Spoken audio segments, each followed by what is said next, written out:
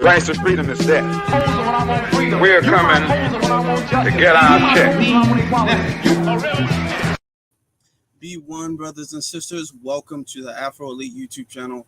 Please make sure, if you guys have not already subscribed, to please subscribe and hit that like button and share this video on your various social media platforms. Plus, hit that bell notification so you'll be notified anytime I go live. And if it doesn't work for whatever reason, anytime I go live, I always try to broadcast that like an hour or so beforehand so you can hit notify me, and that will give you like double the notifications. But as we're coming in, I want to give a shout out to our sister Carla for being here. Brother Torian Rain is in here. Soul Mont is in here. Speaking of Torian, it's interesting that he's in here because I was actually just watching his video he did like right before I came here about the Little Mermaid. He did one like 2 hours ago. Ace Keeper is in here. B1 to you, bro. We got Film Animation Arts, Shots on Target. You got Adi Coleman, Dark Angel, Ladifia, and DBS is in here. Get notified with Nikki, John Clark. We got quite a few people in here already. It's not even 2 minutes. I love I love it. As you guys are coming in, please make sure you're in here. First off, before we get started, I'd like to thank everybody who bought in the sale. The sale was really good. You know, a lot of good sales going on. It was great. It was wonderful. So thank you all from me. Like, genuinely, thank you guys. I really appreciate it. For those of you guys who might have missed out, we will have another one coming up shortly. I got to work some things out, so just wait for that, and I will announce that when I get a chance to. It says they banned my review on IG. Oh, really? You saw the Woman King? We're going to be talking about the Woman King too. I have some interesting comments about that as well too. You must have said something that they didn't like. Chicago in the building. Yes, ma'am. Yes, ma'am. Chicago represents. Speaking of Chicago, I am so very glad that this like Mexican Day parade, I'm so glad that that's over. I literally hate every single time of year that happens. Is the Mexican celebration, Independence Day parade, whatever it is. I hate when that happens. They always back up traffic. They just flood downtown for no reason, but just playing very loud mariachi music with their flags hanging out of their car, just blocking traffic. And the police let them do it. The police allow them to do it. There's no police presence anywhere in sight. Now, if you put 5 black people in a group, you got police following them everywhere. But they're hundreds of them downtown, not even doing anything, just blocking traffic. Now, I posted this. I'm gonna say this briefly, then get back on subject. But I posted this on Twitter. I was all like, if you guys haven't noticed, or maybe if you haven't been from Chicago, you might not notice there's been a big crime spike going on. Oh, somebody in South Loop, somebody in this part of town, in that part of town. I'm like, wow, it's a lot of, specifically stabbings. I don't know if you guys have noticed that. The people from Chicago in the chat room, you guys could probably back me up. We've been hearing about a lot of just like stabbings and Grand Theft Auto and a lot of illegal stuff going on with automobiles, like drag racing and all of that stuff. And experts, that's not just me, but experts have linked that to what's going on in the Mexican parade or whatever it is, the celebration parade.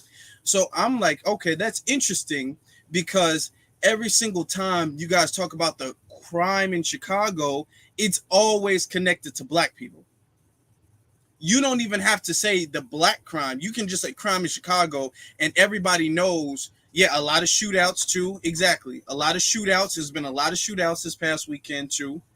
You don't even have to say black people, but when you say crime in Chicago, then that's implied that you know who doing the crime. It's black people doing the crime.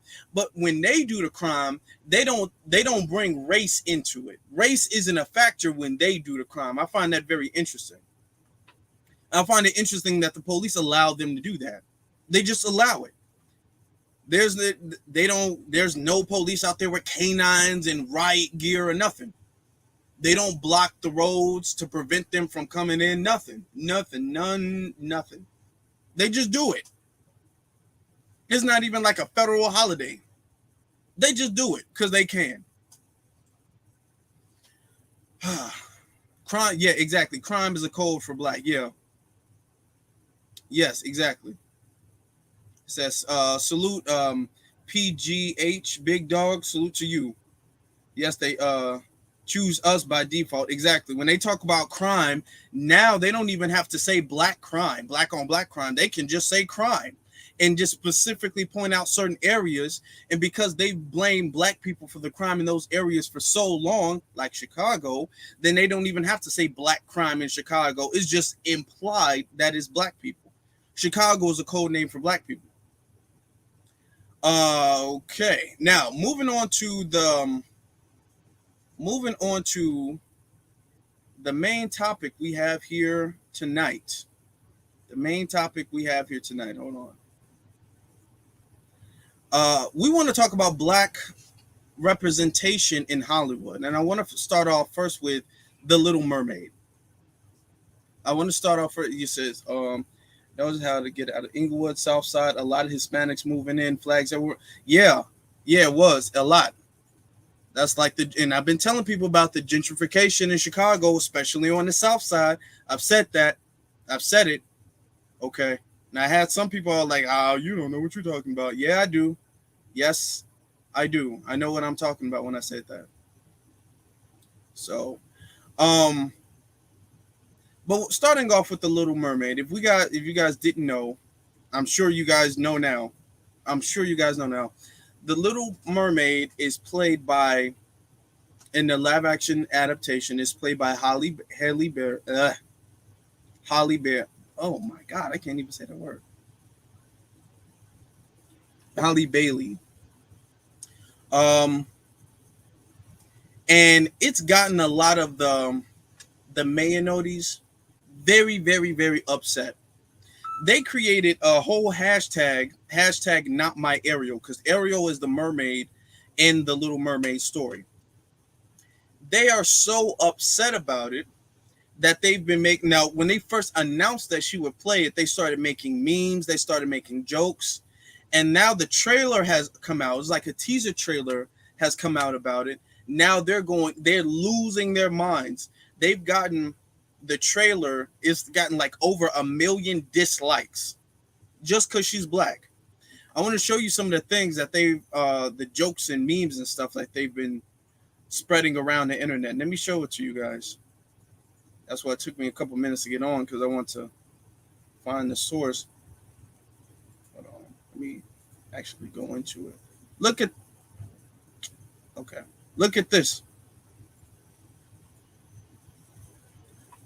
This is some of the stuff that they've been doing. They took her head, they completely shaved it off, and then they drew these are supposed to be her locks, and then you got Newports around the Little Mermaid. They spreading this around. They going out of this way to spread this around. Okay. Only problem with the black Little Mermaid, Ariel knew her father. Okay. Sorry, but I can't allow my children to watch this crap. Then they got this, the Little Mermaid, and she's on, you know how Ariel took that picture on the rock. Now she took it on a big watermelon. All right. Then this one. This new Ariel gonna be hoarding fried chicken and macaroni salad in her trove, huh? Okay. And you got a bunch of people laughing about it too. All right.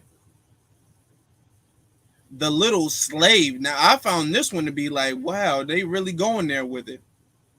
They called her the Little Slave. Okay. Yeah, Torian literally just made a video about this. The Little Slave. Then you got white folks in blackface. I'm gearing up for the Little Mermaid. Christians against the Little Mermaid. Holly Bailey. Sorry. Anyway, now speaking of blackface, since we're gonna talk about blackface, something else I wanted to show you guys. Let me get to it real quick because I bookmarked it. You got to bookmark stuff nowadays. Y'all see this?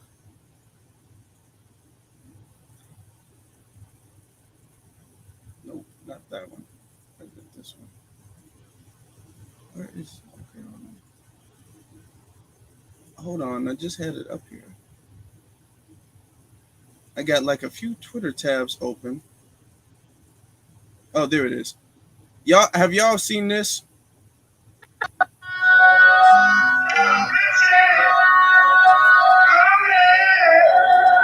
Now,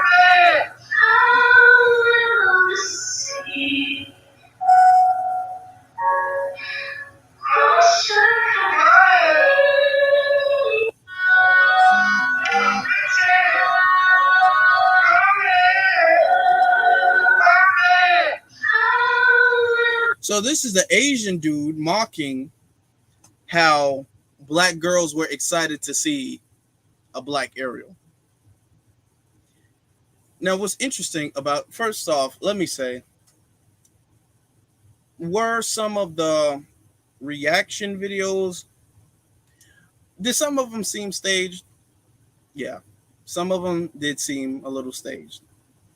I mean, in some of the videos, I'm literally looking at the kids, looking at the camera, and they're like, oh, wow, wow. I have always wanted some black representation. This is going to really help my self-esteem. I'm like, wow, she's a very articulate 3-year-old. I'm like, okay, we get it. We understand some of it's staged, but let the kids be happy. Let them have something. It's okay. I'm not mad at it. I'm not mad at it. The little black girls having a good time. Like, come on now. Now, was some of it the parents? The parents clearly went over it again. It was like, cut. Okay, let's rewind. Let's do this again. Okay, if you could cry a little bit, we would appreciate you doing that. Like, I mean, I get it. Like, come on. Some of it, like, because the thing is that it's not like it was a surprise. This doesn't really come to a huge surprise. She was announced as the Little Mermaid like a year, like what was it, like 3 or 4 years ago? She was announced as a Little Mermaid back then. I remember talking to my brother about this. So this is not new news. This is, everybody's been known this. The cast has been revealed already. So some of it was like, okay. Sometimes I saw it. I'm all like, you know what? That could be real. And I'm not mad either if it was fake or not. I'm like, I'm not even upset with it. I'm gonna just let them have it. I'm gonna let them have it. But I find it interesting. 1 out of 10 would say, yeah, like some of it I could tell, like, okay, that's really their reaction.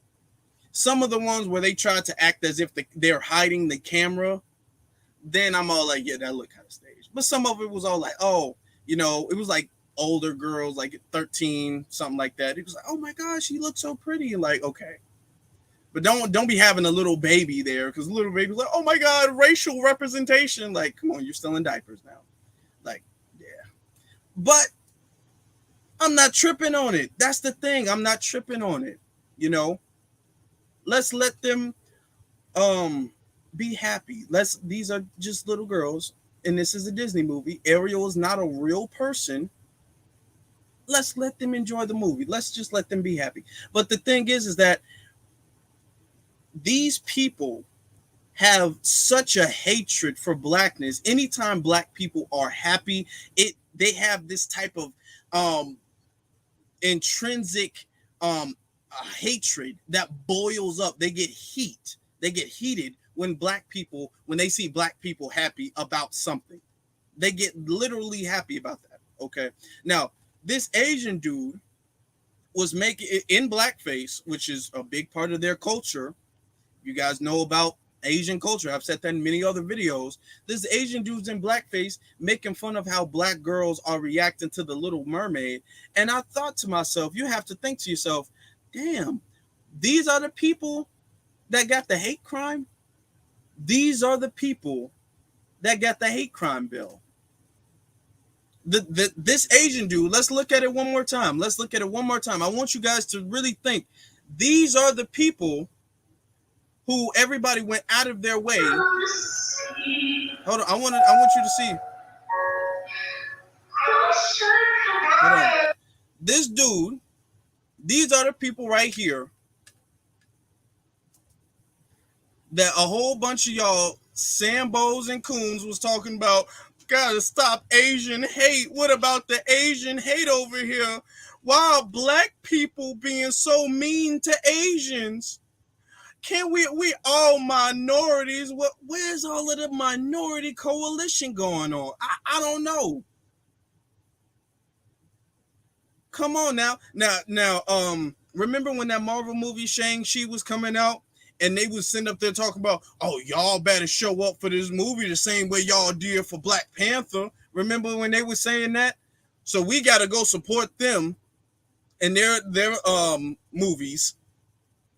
And then when a movie comes out, and they got a black girl as the main character of the movie, now he's sitting up there mocking the movie in blackface. I'm sure he gets that from his parents too. Let me see. Harlem 9 is in here. Let me see. I told people when they got the hate crime bill, they would ramp up the ignorance. Exactly. This is a divestment movie. You know what? Let's talk about that. Let's actually address that. Did you guys know that the love interest in the movie is MD? The love interest in the movie is a non-black male, is a melanin deficient male. Notice that a lot. They're doing that a lot where they're pretty much trying to push the black girls getting with the W men. They're getting with the MD men, but they're doing that a lot with movies, with comics, with cartoons. They're really pushing that, and they're doing that with this Little Mermaid movie as well too. So and I'm not saying don't go see it because of that, but because it's not real. But the thing is that if you see a movie to enjoy the movie, okay, but know in commercials, exactly, but know their agendas. That way it doesn't get played in your subconscious when you see it, when you take your kids to see it, when my parents would take us to see stuff, they would let us know, be all like, you know what, so this is a movie. You guys can enjoy the movie, but there might be some stuff. I don't want you to take this from the movie and then take this and apply it in real life. They would have to tell us that stuff. Let me see. Somebody says, Black Linus is sending peace and well wishes. What's on full display? Live in Jamal. Okay. Well, Black Linus, thank you very much. I appreciate that. Are you Black Linus? Yeah, on TikTok as well too. Exactly. So this is what they're trying to do. They're trying to be all like, oh my God, it's a black girl. You gotta go see it. And then the black girl is gonna be with MD. The black girl is gonna be with a millionaire. So stop. You gotta be aware of that. Not saying you can't. I don't want anybody. Well, I wanted to see the movie anyway. Okay, all right. Some people say, what's the big deal? The big deal is the fact that if you do not recognize it when you see it, then it does subconsciously influence you. And it is especially the little girls, which is who the movie is being marketed to. Especially the little girls. So you have to be aware of that. So if you take your daughter, you take your sister or who needs whatever to see the movie, then just let them know, like, hey, okay, you can enjoy her singing, you can enjoy the movie and all of that stuff, but don't be out here thinking that, oh, this white boy summer or nothing like that. Don't let this movie confuse you in real life, So we have to be aware of the propaganda so we can enact counter propaganda. Okay. Now, I saw something. You know who else was mad besides this Asian man? Besides this Asian man, guess who else was very mad? And I know our brother Torian Rain is probably gonna need some Tylenol, some headache medicine, because he's about to see something, a person that's gonna make him very upset. Guess who else? I want y'all to take a guess. Guess who else went out of their way to express how upset they were at the film? None other than Officer Brandon Tatum. Officer Brandon Tatum is highly upset and offended. Oh yeah, it's fake. Officer Fakem, yep, you guessed it, is highly upset about the film. Now, you know what's interesting is in his video, he actually played the whole trailer. It's the teaser trailer. He played the whole teaser trailer. No interruptions, no voiceover, nothing. Let me tell you, I can't play a teaser trailer. I can't just play a teaser trailer. YouTube's going to remove my video for copyright if I played a teaser trailer. Channels like that, they can just play a teaser trailer and then nothing happens to it. This is what I say when I say YouTube nitpicks who they apply rules to, because he gets to play the whole thing and then makes the comments afterwards. And then next thing you know, they be all like, well, that's fair use. I take like a small little 10-second clip of the trailer and they be all like, well, that's copyright infringement. You don't have the right to use that 10-second clip. So they nitpick who they apply the rules to. But let's listen to what he has to say about it. Hopefully you guys can hear it. I know some people saying the audio kind of doubles a little bit.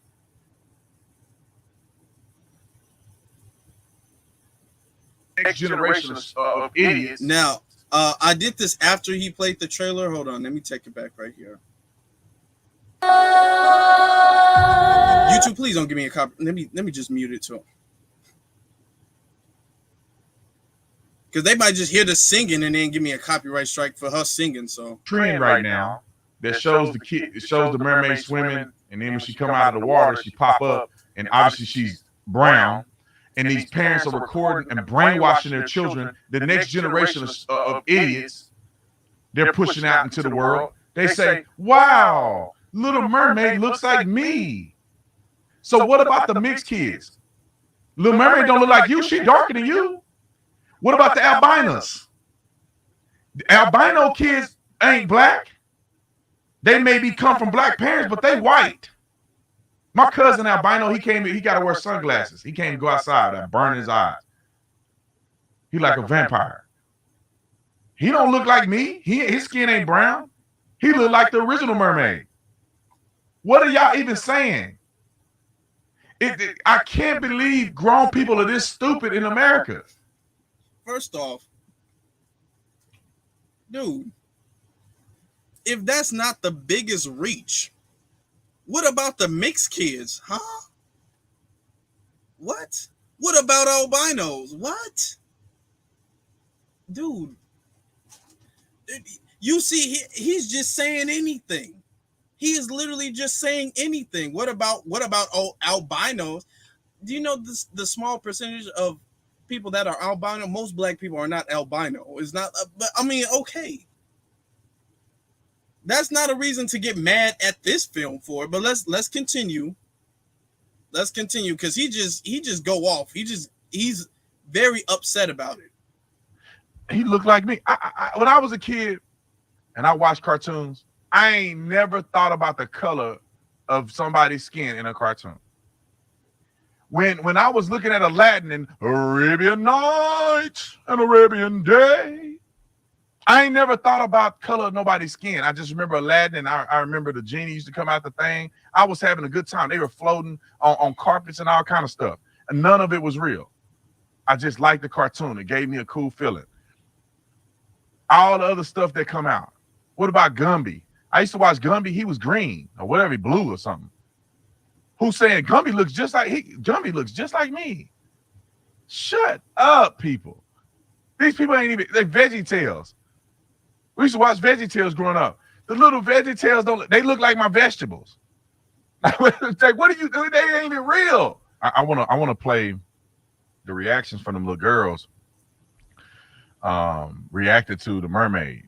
And I want you guys to listen to these parents who have recorded their children sitting in front of a television looking at Little Mermaid. Roll the clip. Okay, now, yep. Let me not do that. I don't want no copyright strike, but let me play this as I'm looking for something. I'm letting y'all listen as I'm looking. Okay. She's brown like me. What she's doing underwater. I can't believe these parents. I can't believe these parents would do their kids like this. Now I want you to listen. Now the thing is that, and I said this earlier, and I said this because I knew I was going to play this clip. I knew I was going to play the clip, and I didn't want it to seem like I agreed. In certain cases, I can't say, yeah, the parents were being a little extra. The parents were doing a little bit. They're like, you're overselling it a little bit. Like, okay, but I wasn't upset about it. He's looking like, oh, these dumbass parents. Like, dude, why are you're mad? These are little girls seeing the thing. But I just want to say, that's why I said sometimes I can say the parents are being extra, but are the parents doing something bad to the kids? No, the parents aren't doing anything bad to the kids.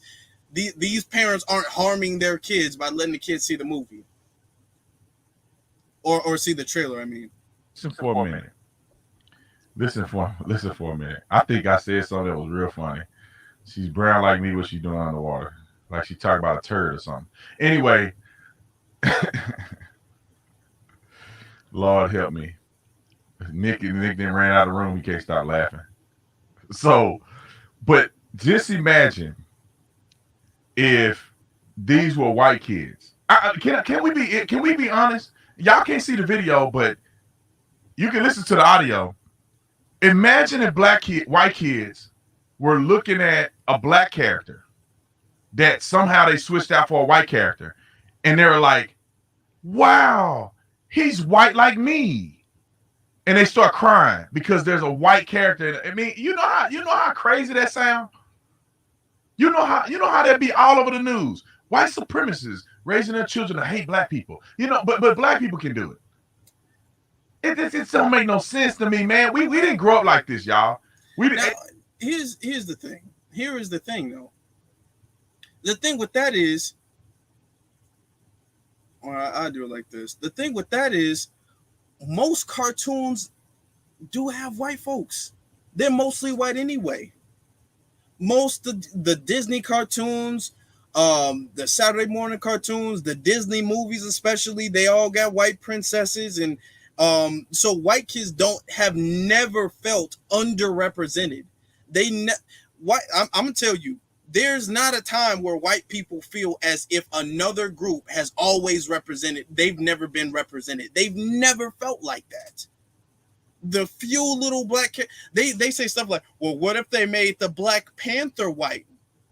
Dude, okay, first off, his race is a big part of his character. The fact that he's from Wakanda is a big part of his character. So that's why you can't do that. And second of all, why would you do that?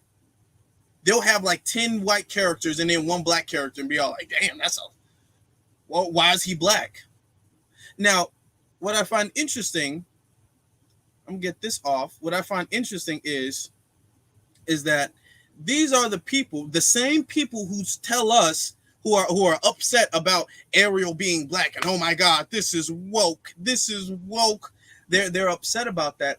These are the same people who tell us everything isn't always about race. They tell us when we say we get discriminated, when we say we get passed up when it comes to jobs, when it comes to movie roles, when it comes to a whole bunch of other stuff, we get told, oh, it's not about race. Everything's not about race. How do you know that that person didn't just do better than you? I mean, let's just be honest. How do we know that they even picked her because she was black? Maybe they just liked her acting. She was an actor before. She was an actress before. She's been in other things before. Maybe they just liked her singing. I mean, the person you cast as Ariel is going to have to sing. Is going to have to be a good singer. So maybe they were like, okay, we just like her. Why is it? Notice with these people, it's always the very selective color blindness. Any type of advantage that they get, they're colorblind to. Anytime where they're overrepresented or something happens good to them or bad for us, then they don't see red. I don't really see color, man. I just see the content of their character. That's all I care about. Just like Martin Luther King Jr. said, I have a dream. I have a dream. You have a dream. We all have a dream, man. I sleep. I wake up. I have a dream. The same dream as Dr. King, dude. That's it, man. Like, I'm looking at you. You're black. You're black. You're a black. And I don't even see it. I don't see it. I don't even think I'm white, like, for real. And then the second Ariel is cast as a black girl, then it's the only reason they could have cast her is because they want a black girl. That's the only reason. Oh, whoa. Well, what happened to maybe she just was the best fit for the role? See, this is their thing. And they use this a lot when it comes to affirmative action too. They believe that they should get preferential treatment every single time. Every single time they should get preferential treatment. If a black person has a role or position that they felt like a MD should have, they feel as if, okay, well, that's affirmative action. They only pick you because you're black. Now, when they pick MD, and you guys know what I mean when I said that, when they pick an MD over a black person, then that's just because the MD was just best fit for the role. It's nothing to do with color. They're colorblind then. They don't see color at that point. That's just because they were just best fit for the role. It's probably what that is. That when they play the MDs all up in Egypt, when they have all these Egyptian movies and they got a whole bunch of pale skins in there, they are like, well, they're just probably best fit for the role. They're amazing actors. I don't think color really matters with that. But you have a black person play a role that really black people don't play. You're like, oh my God, why is this nigger in here? Like, that's how they get. I find that very interesting because Brandon, he'll tell you when you point out race, he'll say it's not about race. Then the second they want it to be about race, then it's about race. So my thing is, how do we know that she just wasn't the best for the role? Why are they making it about race? They tell us we always make it about race. They're the ones making it about race.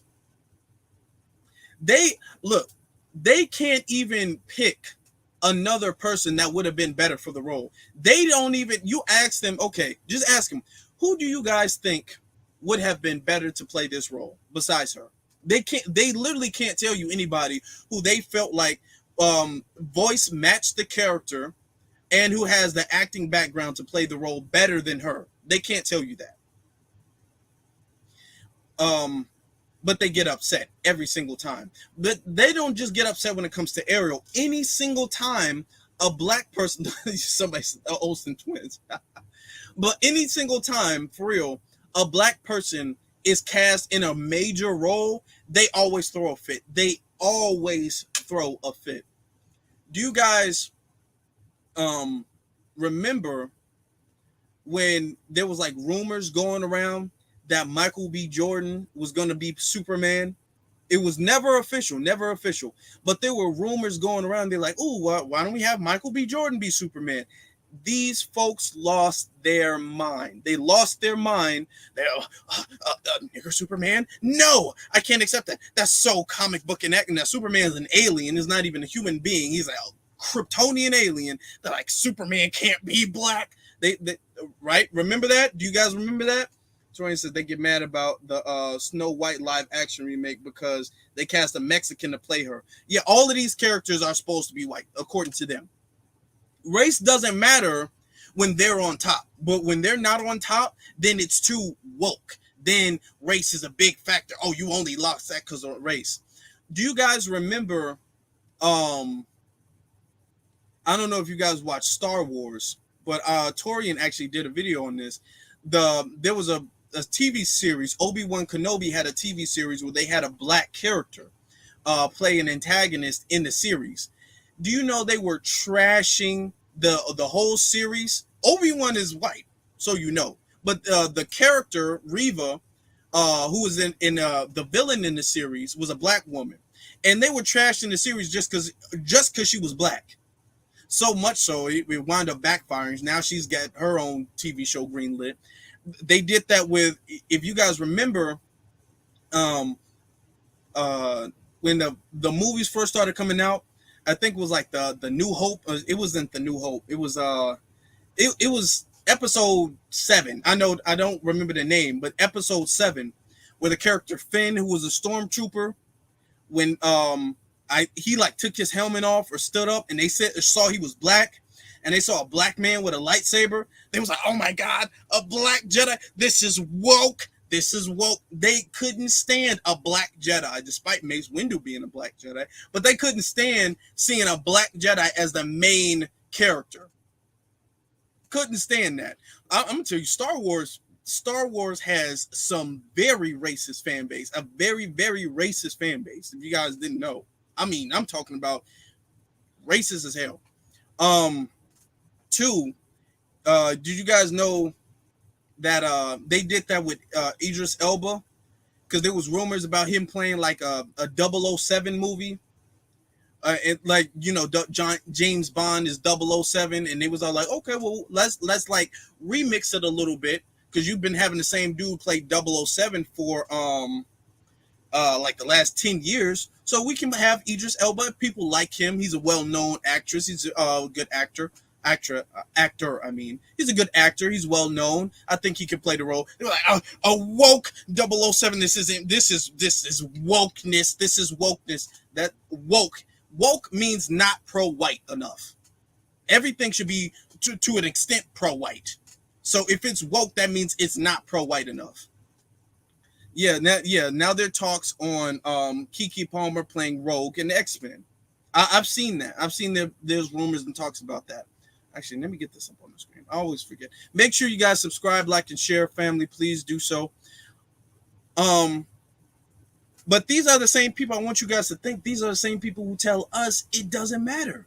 It doesn't matter. What does race have to do with anything? It shouldn't matter, right? I find that very, very interesting. That is very interesting. Okay. Let me see. Where was I? Okay, I'm right here. Now, Kiki as Rogue. Now, I'm not. Here's my thing. When it comes to characters, I would prefer making just new black characters. I'm not really a super big person on like swapping out the characters and taking like a traditional MD character and then turning him into a black character. You know what I'm saying? Like, there's sometimes where you can give a black character a role that a MD character has played, but I don't like for instance, like Batman, for example, right? Everybody knows Bruce Wayne is Batman. That's okay. If you want to make a black Batman, just make somebody who's not Bruce Wayne. Just make like a Kevin Smith or something like that. And he can be just like Batman, but don't turn Bruce Wayne black. You know, like, I don't like that, because I don't really like the idea that we have to walk behind their footsteps. I don't like that concept, that they set the standard and now we're walking behind them. That's what I don't really like about it. I do want to know who they're. You guys are talking about Storm. I am very excited for Storm. I really want to know who Marvel is gonna cast with Storm. But as far as that's one of the things I like about like characters like Black Panther, because there was no White Panther before Black Panther. It's not like there was a White Panther and then there's a Black Panther. That Black Panther, it was that's just it. He's his own character, you know. Even when you take like the roles, like for instance, if you guys know about like comic books, recently in Marvel gave the character Falcon the role of Captain America. But the thing is that everybody knows Steve Rogers is Captain America. But they didn't turn Steve Rogers into a black person. They just they just turned Sam Wilson from Falcon to Captain America. You know what I'm saying? They didn't like racially swap Steve. They just said, okay, the mantle of Captain America we're gonna give to a black person. You know what I'm saying? And I feel like, okay, that's different. Okay, I can get that, because it's not like Sam and Steve are the same person. Is this a black person of Steve? This is his own individual, you know, and he still has his wings. He has his own set of powers and all that stuff. So that's cool. They did that with Spider-Man. And listen, when I tell you guys that when they announced that there would be a black Spider-Man, those folks lost their mind. It happened years ago. Miles Morales, he's been announced years and years ago. I remember when I first heard about him. That was years ago. But when they announced it, it was like, oh my God, oh my God, you got a nigger Spider-Man. Like they lost their mind. But for instance, Miles Morales, right? He's not Peter Parker. He has the same powers, pretty much, you know, climbing on walls, swinging, super strength, all the stuff Spider-Man has. He is Spider-Man, but it's not like they made Peter into a black man. They just made a black man who has the same powers and said, okay, you can be Spider-Man too. See, I don't have a problem with that.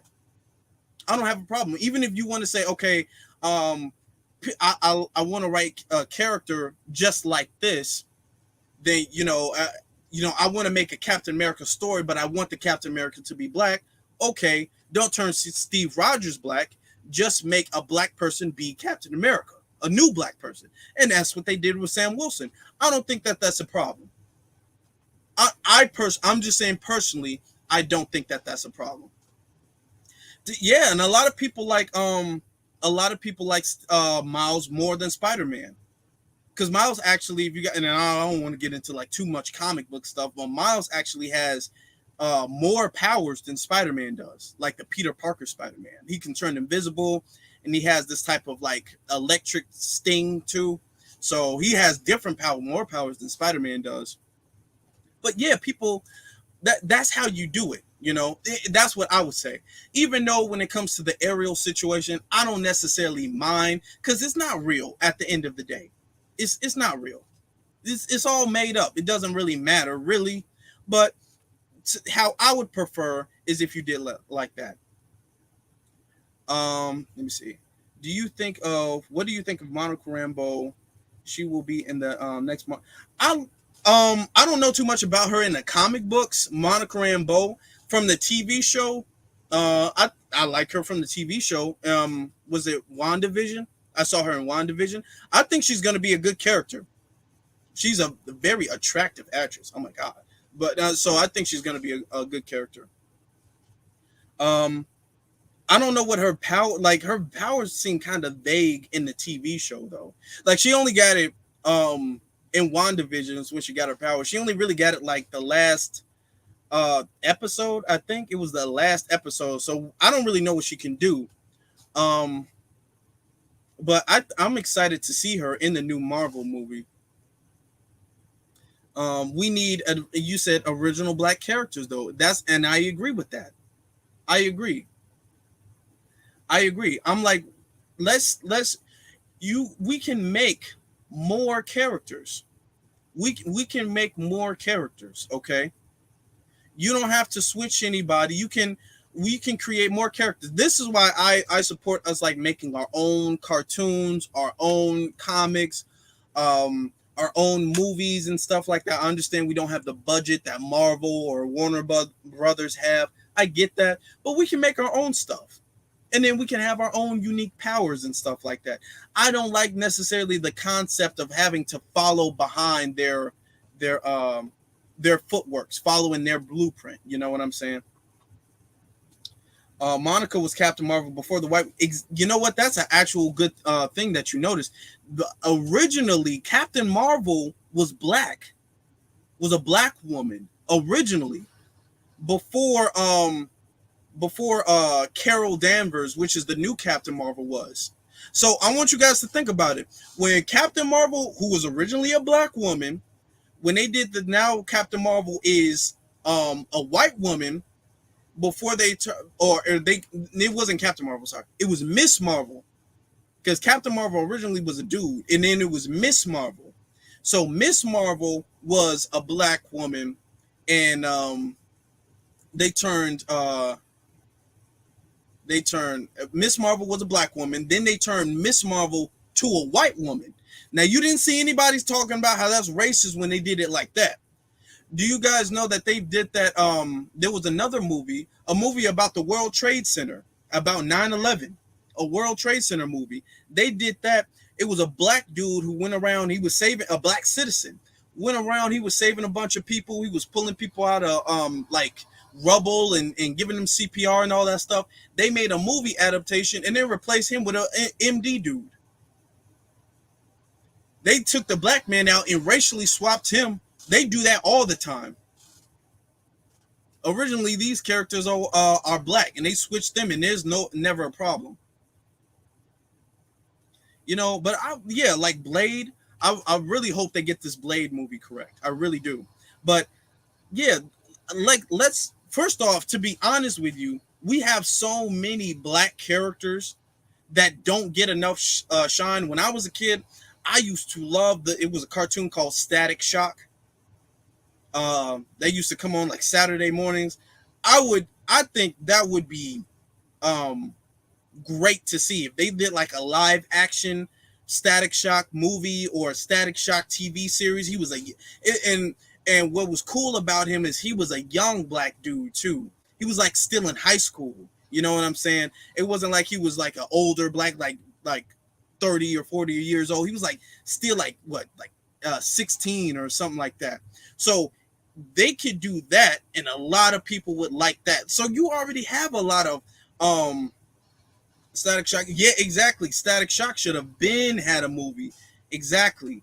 Like I mean, I would go and see that movie. I've always loved Static Shock when he was when I was watching that.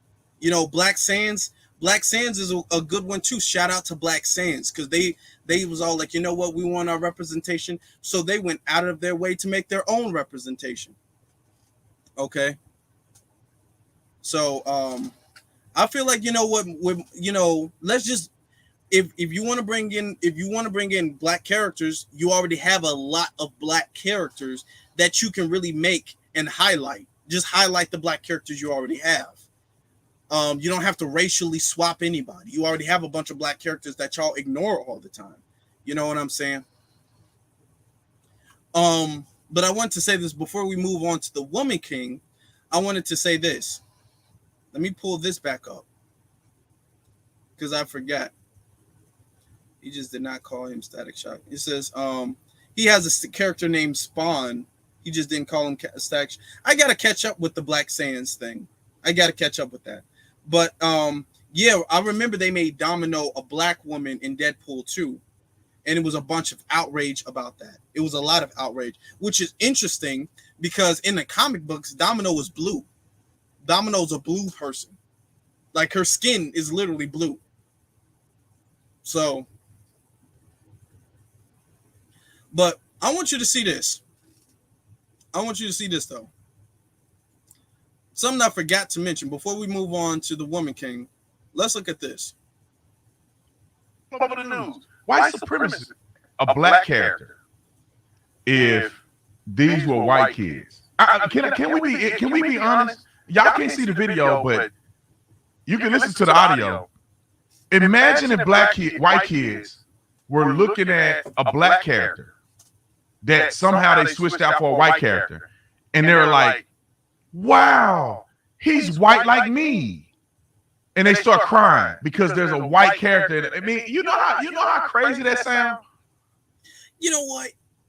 He makes a good point. That does sound crazy. That sounds very crazy, actually. Which leads me to this. And it's crazy because he's out here making it seem like they're not actually doing that. Let me read this for you guys. Let me read this off for you guys. Let me show you her face. This is her face. And then let me read what she had to say. Montana Ramolko or something. She wasn't born from this role for this role. Far from it. Okay. Ariel was the first redhead princess I remember. She looked like me for once. Red hair, pale skin, blue eyes. She was the first character to inspire me. I believe that she was beautiful. If she was beautiful, surely, if she was beautiful, surely I would be too. Okay. I left scene and important because Ariel looked like and represented me. The mermaid represented this woman. Okay, all right.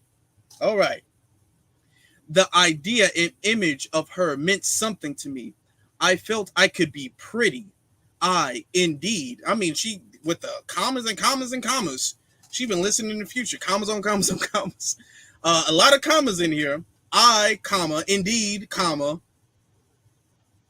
could also be a princess. All right. I want y'all to count how many commas she got up in here. Not anymore. The conquest to be, quote, inclusive has ultimately excluded me, yet again. So, yes, period.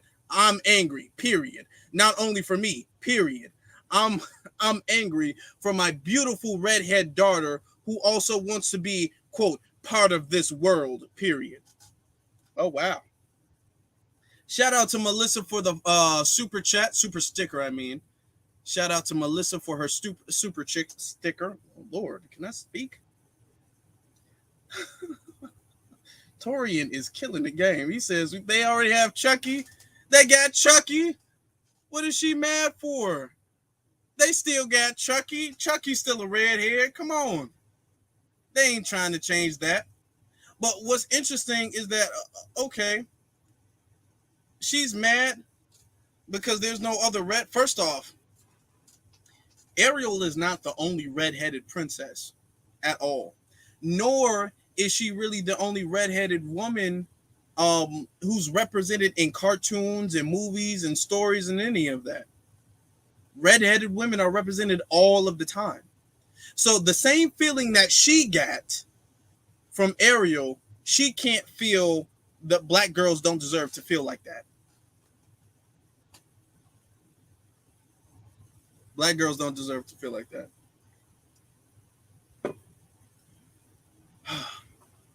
Yeah, Mary Jane and Spider-Man. Always been a redheaded ginger. Always. Says, like, come on now. Y'all doing the damn most. Now, I want to move on to the Woman King. The Woman King. It's a lot of controversy about the Woman King. Okay. Now, the Woman King stars Viola Davis, and I'm not going to beat up on Viola Davis. I do like Viola Davis as an actress. I feel like Viola Davis is an underrated actress. She's a very good actress, but this isn't about Viola Davis. We're going to have to take our feelings out. But before we do that, let me give a shout out to Sebastian for his super chat. It says, why do people care so much about race? Why do people care so much about race so much in Disney? Like she is black. So what? It just seems so childish to me. It is very childish. It's very childish. And thank you for your super chat. It shouldn't matter. But moving on to Viola Davis, people are saying something about the Woman King. The Woman King. They're all like, "Oh my God, this is representation about the Dahomey tribe." Now the thing is that knowing about the Dahomey tribe, which is very interesting, is they were very influential. Not just influential, they were a big part, one of the main, like the damn near the main people, African tribe that participated in the slave trade, the transatlantic slave trade. Oh yeah, that Viola Davis really should have turned this role down. If there was any role that she should have turned down, it should have been this one. She really should have turned this down. Okay. Now, so you guys know the story of this, the Dahomey tribe was written by a MD. Okay, it was written by one of them. It wasn't written. They say, oh well, Viola directed it. Viola might have had a part in directing it. They might have shot some behind the scenes with Viola yelling, "Cut! Action!" with a microphone in her hand. Get over here. But let's just be honest with you.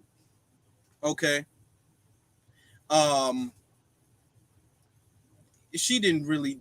This wasn't Viola. And you said Lupita turned the role down when she found out more research about the Dahomey tribe, which is what Viola should have did. Lupita was more on code in this instance, and she's not even an FBA. Viola should have been offended that they even gave her that role. To be honest, knowing what they did, she should have been very offended by it. Okay.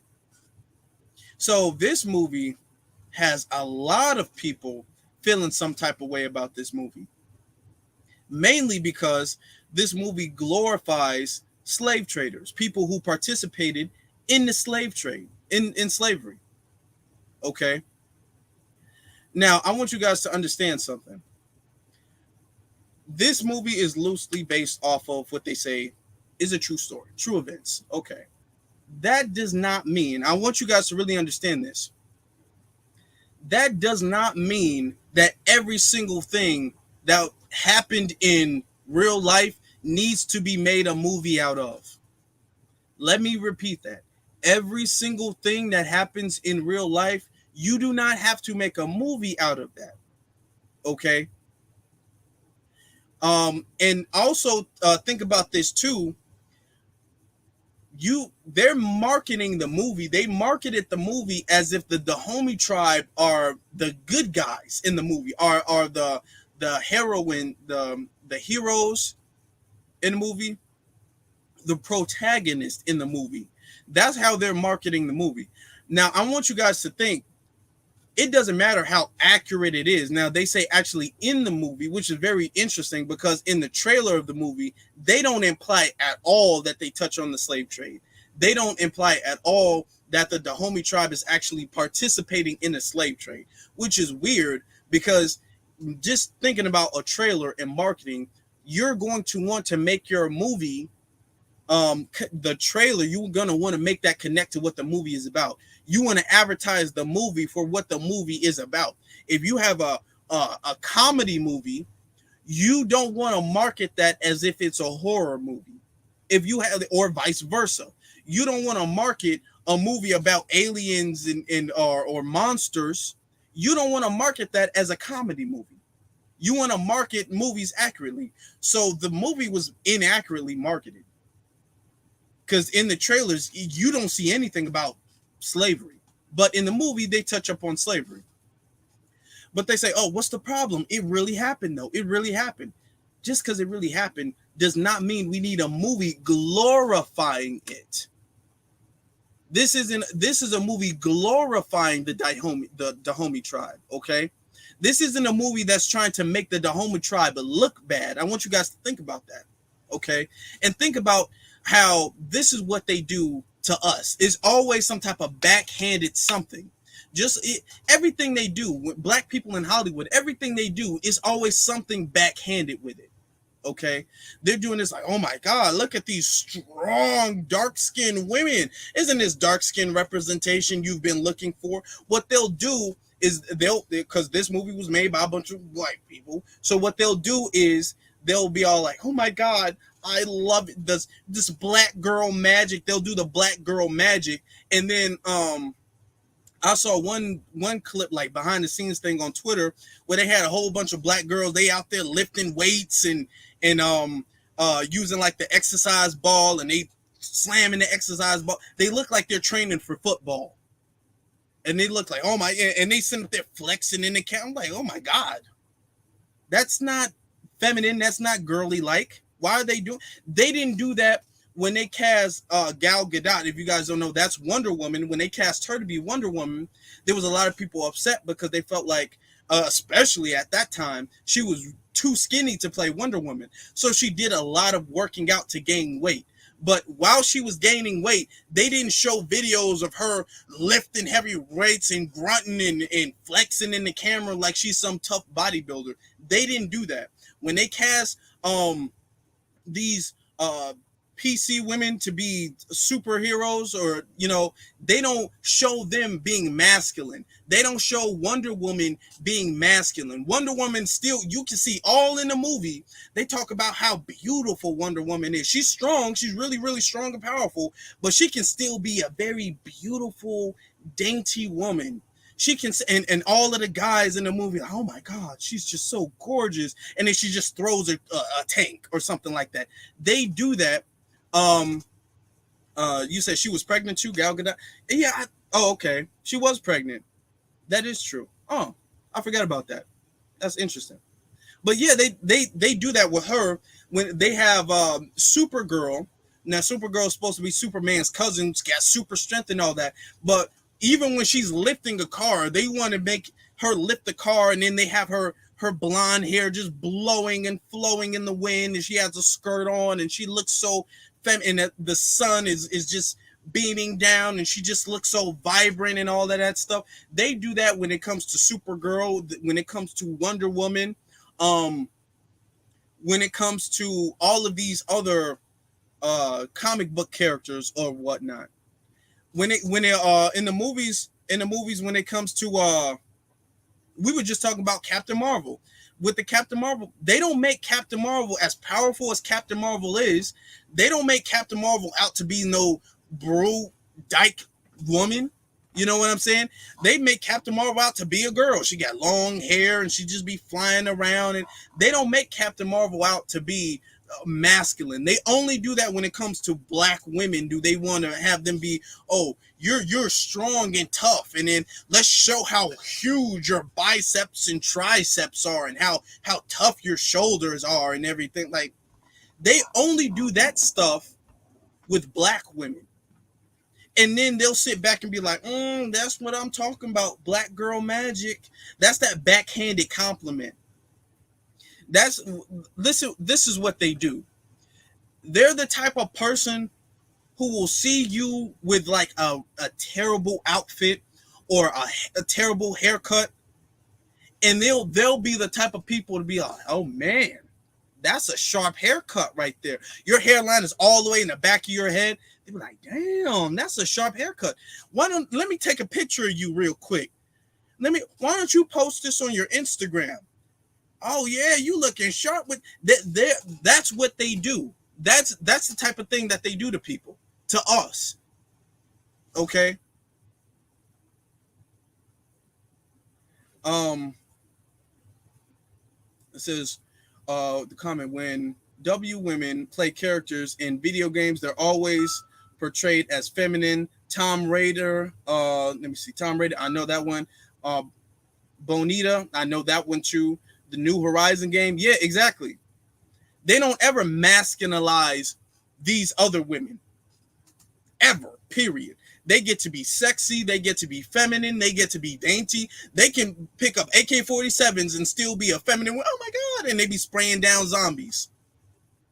But a black woman, they try to make her seem like you're damn near this much of a dude. You're pretty much a dude. You're just like you're in a woman body, but you're a dude, really. That's what they try to do with black women all the time. So this is a slap in the face, really. just by the name. And I want you guys to think, when it comes to marketing, anytime they come to movies and everything like that, their names, the names they call these movies are very important. Okay. They sit there in a conference room and they have a whole bunch of names, and they think to themselves, they go through the list of all of the names to figure out which is going to be the best name to represent this movie. The absolute best name, not just the title, the subtitle too. Like when they have the Avengers movies, and then they have like the Avengers, and then they have like Infinity War or Age of Ultron or whatever. Even the subtitles, they think about that in a lot of detail. So they thought about calling this The Woman King. The Woman King. Okay, starring Viola Davis. I want you to know that that is deliberate. Okay. Now, they did. Let me see some of the comments. It says Hatchet, heartless, R-worders, while the women are hardened, strong, and freedom fight. Exactly, exactly. And I'm gonna get to your comment too. It's the black woman versus the black man thing, which is exactly what it is. That's exactly what this is. Okay. They do this. They do this thing where they pretty much say, "Oh, you so strong. You're so strong and independent, and you don't even need a man on that." They don't do that with no other type of women. They do that with black women, and it's a backhanded compliment. It's not. This is not me hating, but this is a backhanded compliment. Anytime they try to make a black woman more masculine, more virile, and Professor Black Truth was talking about this earlier in the broadcast today. When they try to make a black woman more man-like, that's an insult. Okay, that's not anything progressive. They always try to make it seem like, oh, that's something progressive. And you guys just don't appreciate black women. It's just black women. You guys hate on black women. No. And a lot of black women I've seen, they got offended by it. I remember seeing on my timeline on YouTube, Six the Goddess was the first black woman I've seen who actually spoke out against this movie. Okay, and her, along with many other black women, have said that they don't appreciate the marketing of being called a king. Okay, just the woman king. A king is a man. That's what a king is. They didn't say the woman warrior. I want you to think about this. They didn't say the woman warrior. They didn't say the woman fighter. They didn't say the Dahomey warrior. They didn't say nothing like that. They said the woman king. Okay. And that's supposed to send the message to you that you're powerful. What are little girls, when we were just talking about the Little Mermaid and how little girls are going to see stuff, what are little girls going to grow up thinking, I want to be a woman king? I want to be a king now? All this gender switching and flopping and confusing and stuff, they don't do that to them, to their people. No, they don't do that at all. They would never make, if this was a movie about like ancient Asian samurai ninja stuff, they would never say the woman emperor, because a woman emperor is an empress, the man empress. They would never say that because it would offend them too much. They only do that with us. Okay. It says, Tiana says, and you don't have to call me no queen, but I will always be a black woman till I die. Exactly. Thank you. And shout out to you, sister. Shout out to you. Peak game. Those who cheer in this movie, mainly PC women. Exactly. They know black women, women, BW, can out feminize them. So what they have to do, make her masculine and undesirable as possible. I want to tell you something.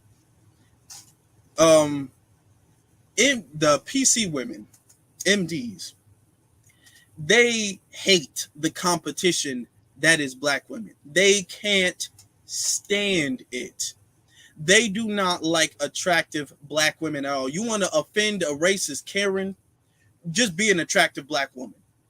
That eats them up. They love the either super masculine with the broad shoulders and the strong jawline, the masculine black woman, or they love the big fat sloppy stinky black woman. Those are the only two black women they love, and they'll defend them.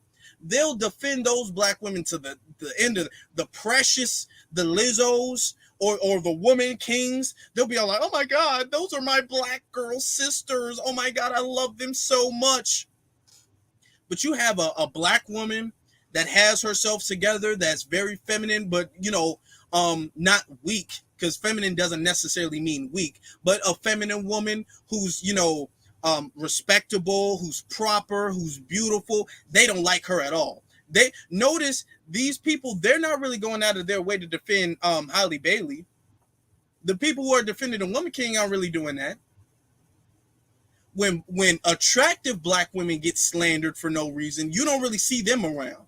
It's just when stuff that masculinizes women, or stuff that is promoting black women in a bad light, like the Lizzos walking around with her butt out in the Lakers game. That's the type of stuff that they defend, because that's what they want the image of black women to be. That's what they want. Okay. Yeah, it was an MD woman who made the movie, who wrote the movie. This movie wasn't even written by Viola Davis. Okay. I want to read some of these. This article I wanted to read, because it got some. Where is it? Okay, no, it's not there. Where is it? Hold on. I got too many articles up. Thought I had. Okay, look. This right here. I'm gonna read this, but you're right. It's a whole bunch of the MDs who are portraying this. Notice too. I want you guys to notice. Look at the theme. Let me zoom in, because I want you guys to understand something. When directors make a movie, they have the movie and they use lighting specifically for a specific movie. Okay. Lighting is very specific to a movie. All right. So I want you guys to understand, these people use certain lightings for a specific reason. Like, if you guys notice in horror movies, they always have the lighting very kind of grayish. Notice a lot of horror movies are gray. You don't really see very bright horror movies, or at least when the horror scenes come out. The movie is kind of dimly lit, kind of gray and dark in the movies. Other movies, so the colors, how they have the camera angles and everything, this is supposed to represent certain things in the movie. This is supposed to, this image right here, this is supposed to be a very manly looking, mean black woman. This is supposed to be a black woman. Look, they took this angle because you can look and you can see, oh wow, she looks buff. She doesn't just look in shape, because they was all like, oh my God, she looks all in shape. This woman, exactly all shiny. She looks like she's been sweating just out of battle right here. She's mean mugging the whole time. Now they say this is to make her look intimidating. No, this is to make her look masculine. Look at how the camera angles try to emphasize how broad her shoulders are. They use this image specifically because she pretty much covers up this entire woman who's like in the background. This is to make them look as unfeminine as humanly possible. Okay. Just the images that they use, which isn't the biggest thing. We'll get to the slave trade thing after this, actually. Check this out. Hold on. Let me, right here. Despite its rave reviews, they starting off talking about how great this movie has done. This film has made $9 million over its first weekend. Now, Professor Black Truth has said this in a video today. Most movies, how you can tell the success of the movie is not by its first weekend. It's by its first weekend, in the second weekend, in the weekend after that. there's a lot of movies that have high anticipation on its first weekend and then completely flops the second weekend. So just because a lot of people went out to see it over the first weekend doesn't mean that those same people are going to go back. The first weekend, you can't really tell. You can tell how well the movie is going to be successful wise after the second weekend. Because it's the first go. You have a certain group of people.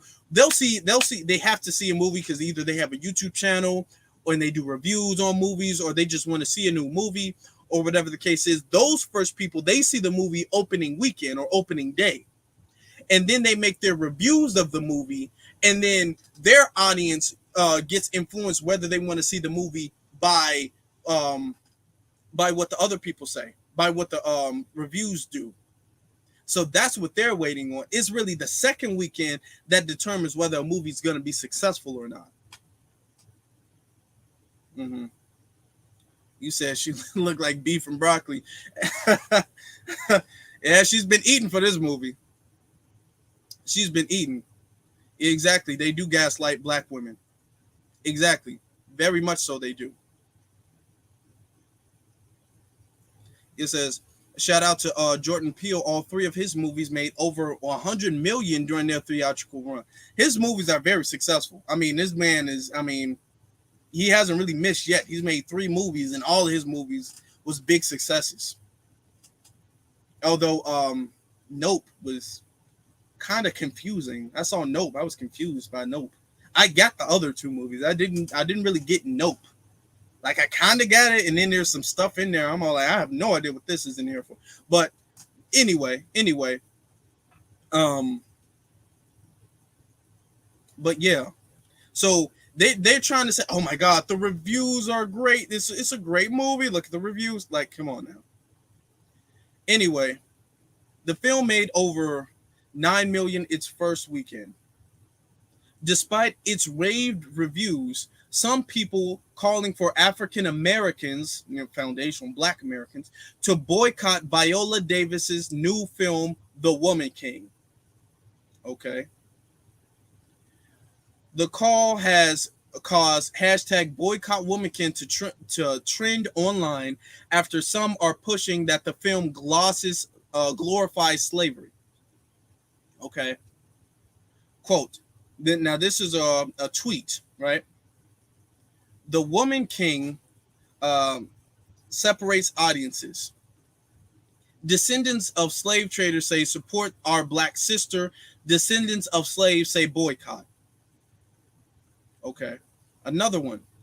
I agree with not supporting Woman King just because you see your skin tone attached to it. But stop denying that Dahomey sold us into slavery. It's still continuing that narrative. The greatest lie ever told, that we all came from Africa, boycott that lie too. Then it continues to say, however, others are saying this is However, others are saying this is a swift rush to judgment and a mischaracterization of the movie, and an attempt to dismiss the work of the project and its predominantly produced, directed, starring Black women. See, what they're going to do is this movie is most likely not going to be a huge success. They're expecting this movie to be like the Black woman's Black Panther, and this movie isn't doing that. They keep talking about, oh my God, it's got A+ ratings. This movie is great. Look at the box office. But let's be honest. What other big blockbuster movie is out? The Woman King, this is out during this specific time. There's nothing else to compare it to. There's no other movies to see. So you just might want to see a movie and then be all like, I might as well see The Woman King. And there ain't really no movies to see. Watch the second weekend. By the second weekend, then you're going to be able to tell how successful the movie is, because by the second weekend, they can pretty much predict how the third weekend is going to go. The first 3 weekends is really what is going to determine whether the movie is a success or not. Not just by the first weekend. They keep trying to sell you on, the first weekend, 90 million the first weekend, 90 million the first weekend. But how much did they take to make the movie and then advertise the movie. Okay, but let's continue to read the article.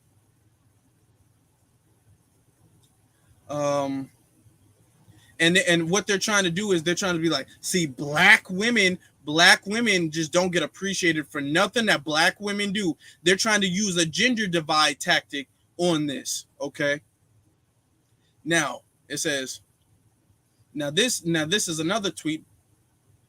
Now that it's out, I can say the people telling you to boycott the Woman King for the reasons they're stating sound crazy, because this film literally deals with the reasons they're stating. Now the thing is that we're not saying boycott the Woman King because it does not acknowledge slavery. That's not what we're saying. We're saying boycott the Woman King because the Woman King glorifies the tribe that participated in slavery.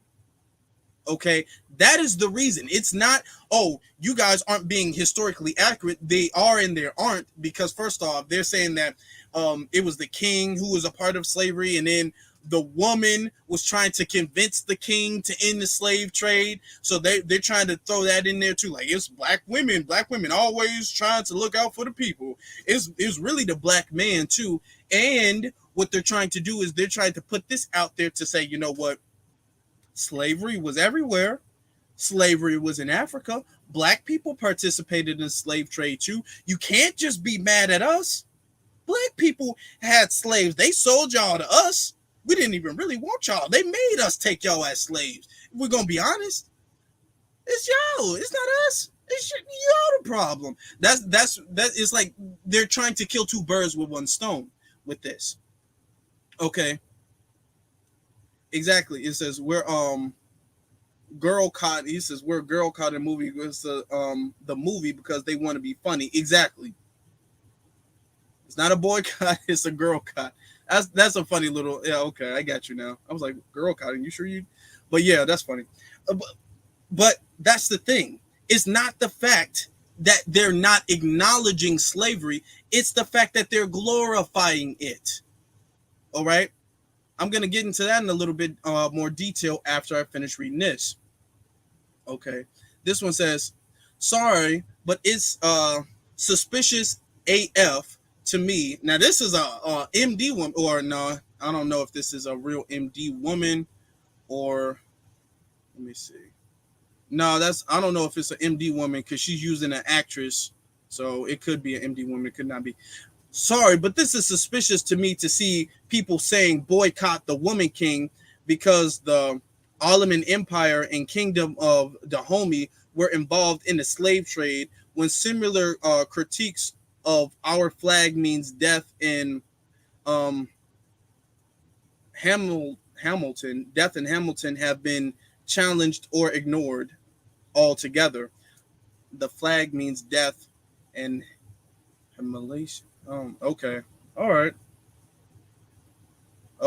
So they're saying that they're trying to defend the Woman King. They started with two quotes saying that they're not going to defend the woman. They're not going to see the Woman King. And now they're here with the quotes defending the Woman King. Now let's read all of this. Okay. The call for the boycott did not stop millions from flooding the theater to see to the tune of early debunked the debut weekend office reading of 19 million according to Deadline. That's the article that posted the 19 million.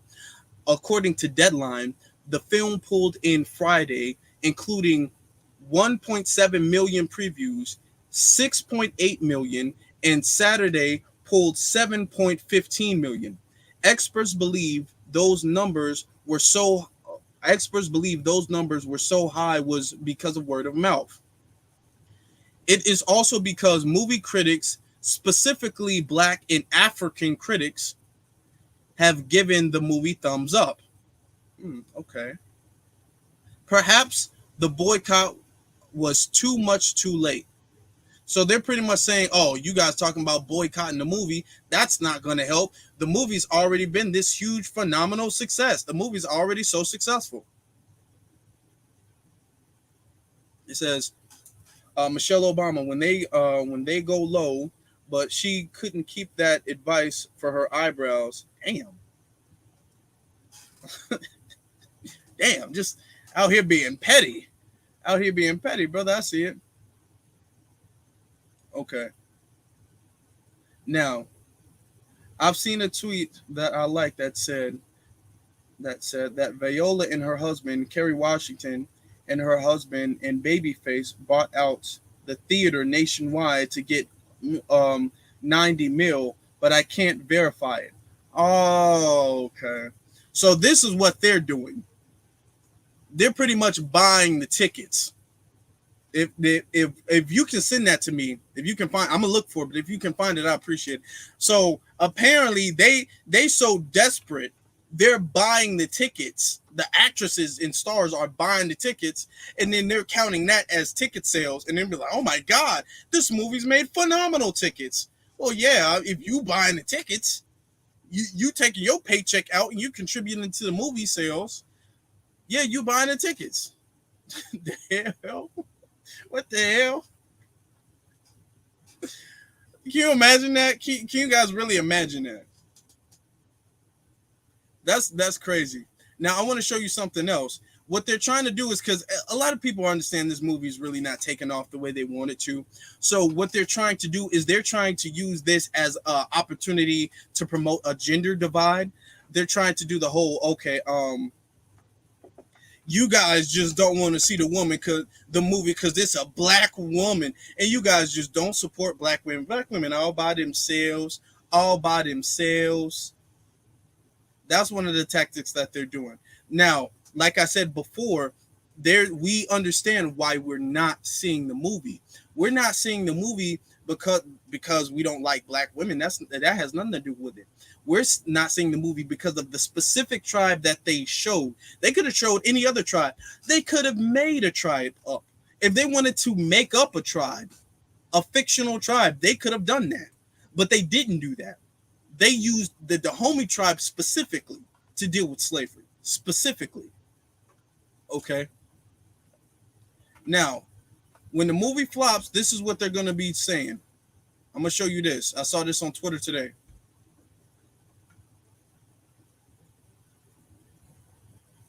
Where is it? Okay, here it is. This is what they're going to be saying. Let me zoom in a little bit. Okay. This woman, Arika Washington. Okay. I don't know who she is. She has a like a official thing. So she's I don't know who she is though. It's funny how people will criticize a black woman-led warrior movie, but not the 50 million historical inaccurate movies about European or American-led war.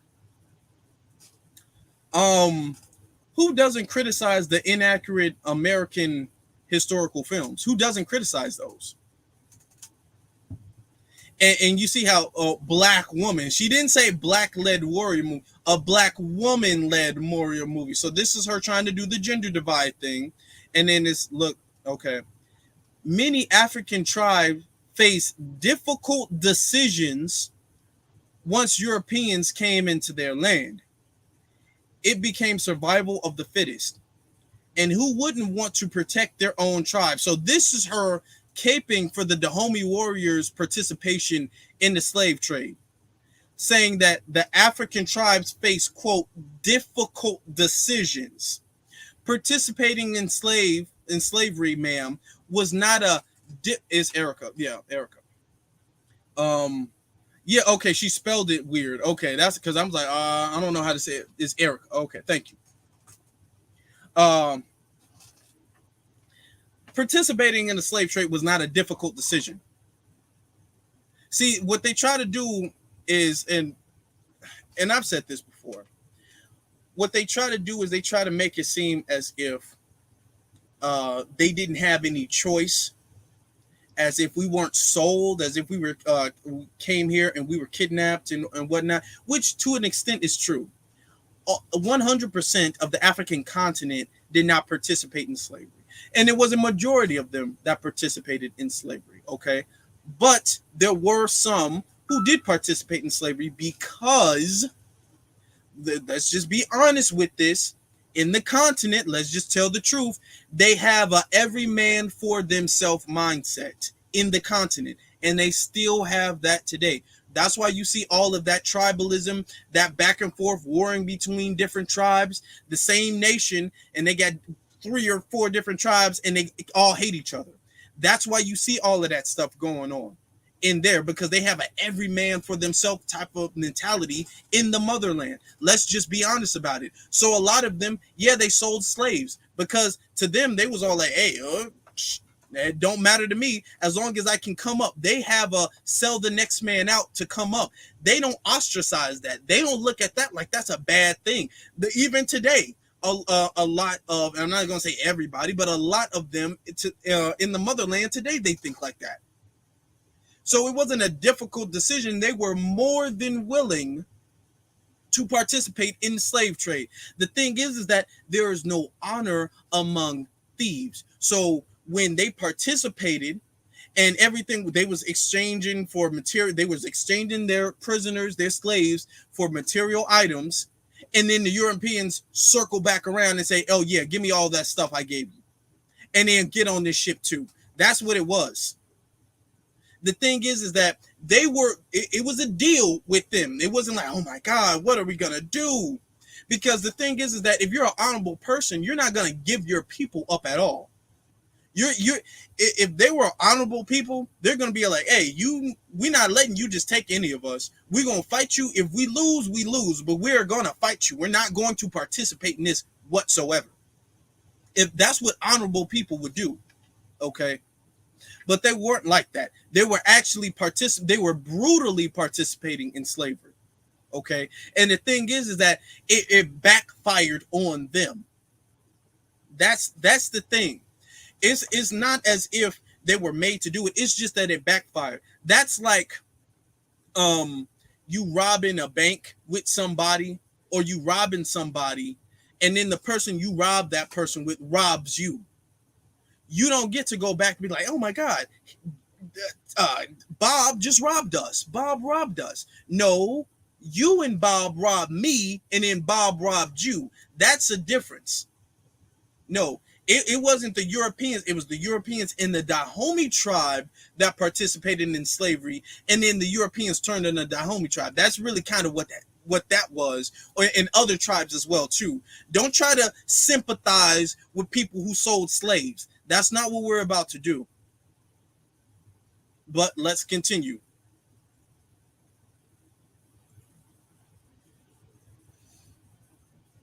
Hold on, guess on my eye. And then this one, this person right here, it's a hate for black women, or that's a hate for black women. No matter how we are depicted, somebody's going to have a problem with it. So this is her making it seem like, oh my God, this is a hate for black woman thing. It's just black women have so much hate. Okay. This other person, I'm confused at the people in the replies. The movie acknowledged that the Dahomey tribe did in fact take a large part in the slave trade. The premise of what the new king was putting a firm into. And see, that's the inaccuracy part about the movie too.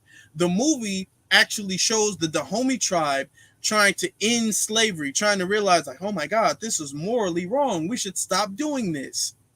That's not what the Dahomey tribe was into. They never decided to stop slavery. They never decided to do that. No, they got burned on the back end after that. That's what happened to them. And we're not, like I keep saying, we're not upset that the movie doesn't acknowledge their participation in it. We're upset that the movie glorifies them despite their participation in it. Okay. Now here it is. Not folk. This is the gaslighting, right? Not folks thinking they're going to get a historical count of this tribe in a 2-hour movie. The movie was good. I can appreciate the effort to showcase how women played an important part in battle for the protection of their tribe. Oh, please, dude. Okay. Here it is. Okay. Um, I think they actually they all equally faulty, but it is worse when y'all own people create fiction as fact. The true story of the Homie tribe selling 60 million Africans into slavery is not a good look. Plenty of powerful um, accent African women, ancient African women to make movies about. Exactly. They could have easily made this movie about somebody else, anybody else.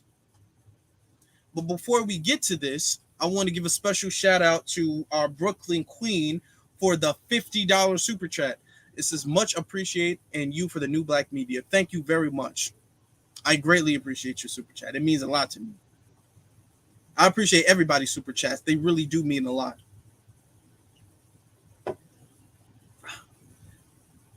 You said Nate Blast. These black feminists will die on that hill. And the worst thing about it is, is that it's a slap in the face. These black feminists are so blinded. And I'm not saying all, because most of the black women I've seen have given major pushback to the movie. That's what I've seen. Most of the black women I've seen have pushed back against the movie. But you do have some that's all like, oh my God, it's a black woman thing. You just don't like black women. No, that's not what it is. But the thing is that we see it's a backhanded compliment. This is a backhanded compliment. You're just so blinded, you can't even see it. We're sitting up there really trying to advocate for you, and you don't even recognize that. Okay? Now, this part I found very interesting. If you guys see it, look at this. When they make a movie about the French Nazi collaborators, are the heroes, let me know. Then the comment says, exactly. Even in the most over the top historical inaccurate Tarantino movie, the Nazis and the KKK were still portrayed as the villain. Exactly.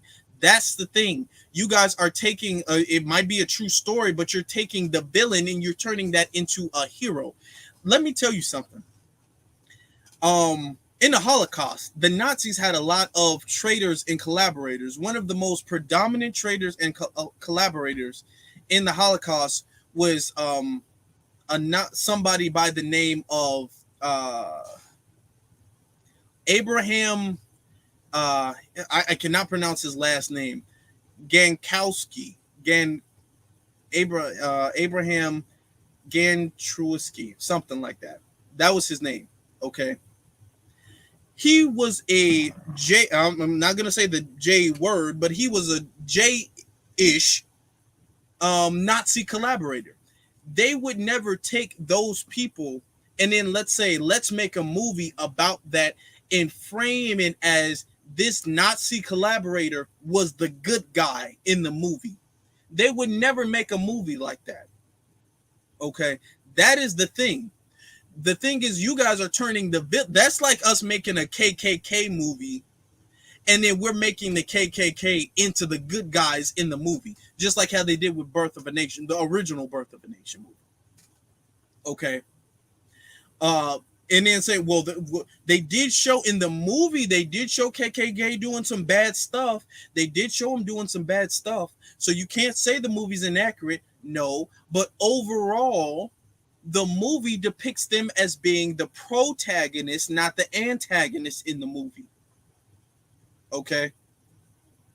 That is the problem. That's the issue. Let me see something.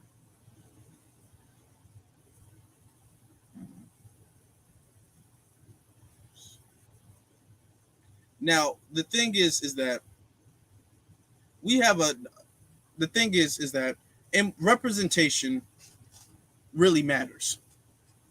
Representation does matter. I've never said representation doesn't matter. It's important to see, people who look like you, who represent you well in a movie. Growing up, seeing them in a movie, they do that all the time with these little MD kids. They get to see their people in movies all the time. I'm not going to say it doesn't matter. But the thing is that you want it to be done correctly. We shouldn't be so desperate um, for representation that we're just going to accept anything. If they wanted to make a movie where they wanted dark skinned women to be the main stars of the movie, that's fine. That's a good thing. But they should have done that correctly. Okay. They didn't have to make a movie, and I said this in a broadcast before. They you don't have to uplift one in order to uplift one person in a movie or one gender, one sex in the movie. You don't have to belittle the other one. Okay, you can make a movie where you make black women, you have black women be very important to the movie without belittling black men. In the movie, you got the black women, they got broad shoulders, they're strong, they're mean mugging, they're fighting and yelling, and they're, sweating. They look like strong, masculine, virile black women. And then you got the little there was like a little mulatto kid, and he's all got this pretty boy look going. Then you got the little dainty pretty boys going on in the movie. You got them in the movie. So in a movie that makes black women look strong, you're also going out of your way to make black men look weak in the movie. Instead of doing like, oh, we'll have a movie, we'll have like a strong warrior men and women in the movie, and the women will be strong or whatever, and the men will be strong, and then we can show them teaming. They don't do stuff like that. They make black women look real strong, and then they'll make the black dude, he'll be swishing around and he'll be weak and all. They'll make the black man feminine and the black woman masculine. Okay, they'll either do that, or what they'll do is they'll make the black man be the villain of the movie, just like they did with the Harriet movie. Remember, with the Harriet movie, there was a black bounty hunter, and they specifically got a black bounty hunter to go delete. I was just about to say it. Delete Harriet Tubman, and it was her MD slave master who was in love with her, who wound up deleting her bounty hunter to save Harriet Tubman. Bigger Long, that was the name. Thank you. I forgot his name. Bigger Long. Thank you, Tori. Remember that? So they'll either make the black man look really weak and he's behind the woman and he needs to be protected by the black women, because they try to push the narrative, oh, black women, y'all out there, y'all saving the day. Black women, y'all know y'all got it. Y'all just be saving everybody. The black man can't do nothing.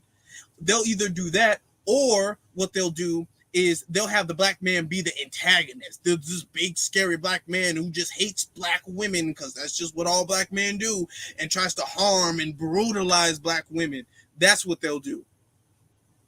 That's what they'll do. Notice in these movies, they don't, especially the movies starring black women, they don't have the antagonist being a Mayanodi male. They don't do that.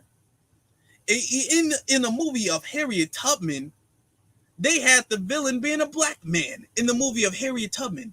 Not the slave owner. The slave owner wound up being the hero of the movie, saving her life.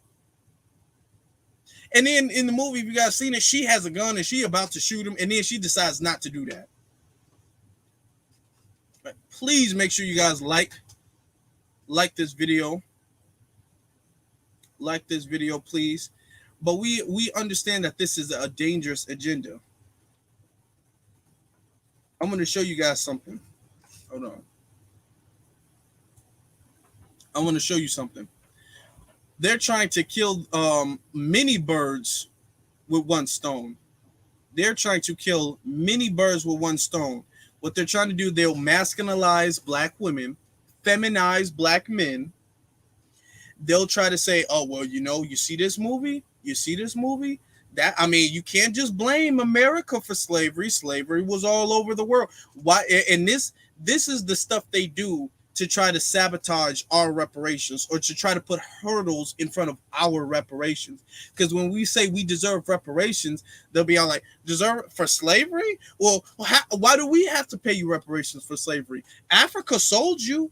Africa sold you to us. Why should we have to pay you guys? We already paid. I mean, we already paid for you niggas. I mean, like they're saying that to us, right? Look at what Bill Maher said, and remember, about when it comes to these liberals, just because they cool with black people, just because they smoke a little pot, just because they sleep with black people, that does not mean they are not WS. They are. That does not mean that at all. They can sleep with black people all they want to and then wake up out of bed with the same supremacist mindset that they had before going into it. It's only black people who get confused into thinking like, oh my God, he slept with me. That means he doesn't like he or she. That means they're not racist. How could you be racist when you sleep with black people? They can and still be racist. Bill Maher has always played the liberal card, but now he's starting to seem more right wing than ever. I made a video where I debunked, he made some statement about critical race theory, and I debunked that in a video. YouTube removed that video, just completely took it away. I disputed it. YouTube was like, no, you're not getting it back. No. So I had to edit that whole section out of the video. It's like 30 minutes that I had to edit completely out of the video. So I was like, okay. So you got to be real careful. Now, Brandon Tatum, he gets to play a whole trailer of The Little Mermaid, and they're not going to remove his video, but I follow the copyright rules. I debunk something, and I get my video removed or flagged for copyright. But I want to show you guys, let me see. I want to show you guys this.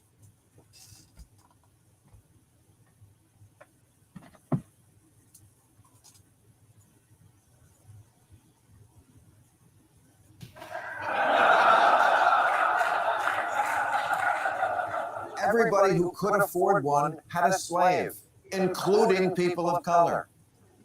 The way people talk about slavery these days, you'd think it was a uniquely American thing that we invented in 1619. But slavery throughout history has been the rule, not the exception. The Sumerians, the Egyptians, the Greeks, Romans, the Arabs, British, the early Americans, all the way up through R. Kelly.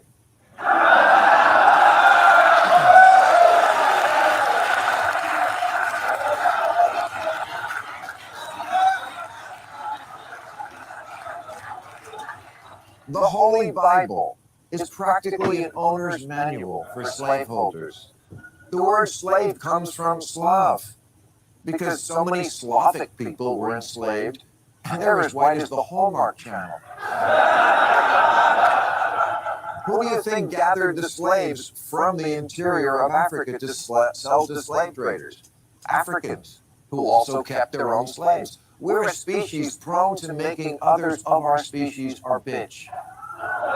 I've said it before and I'll say it again. Humans are not good people.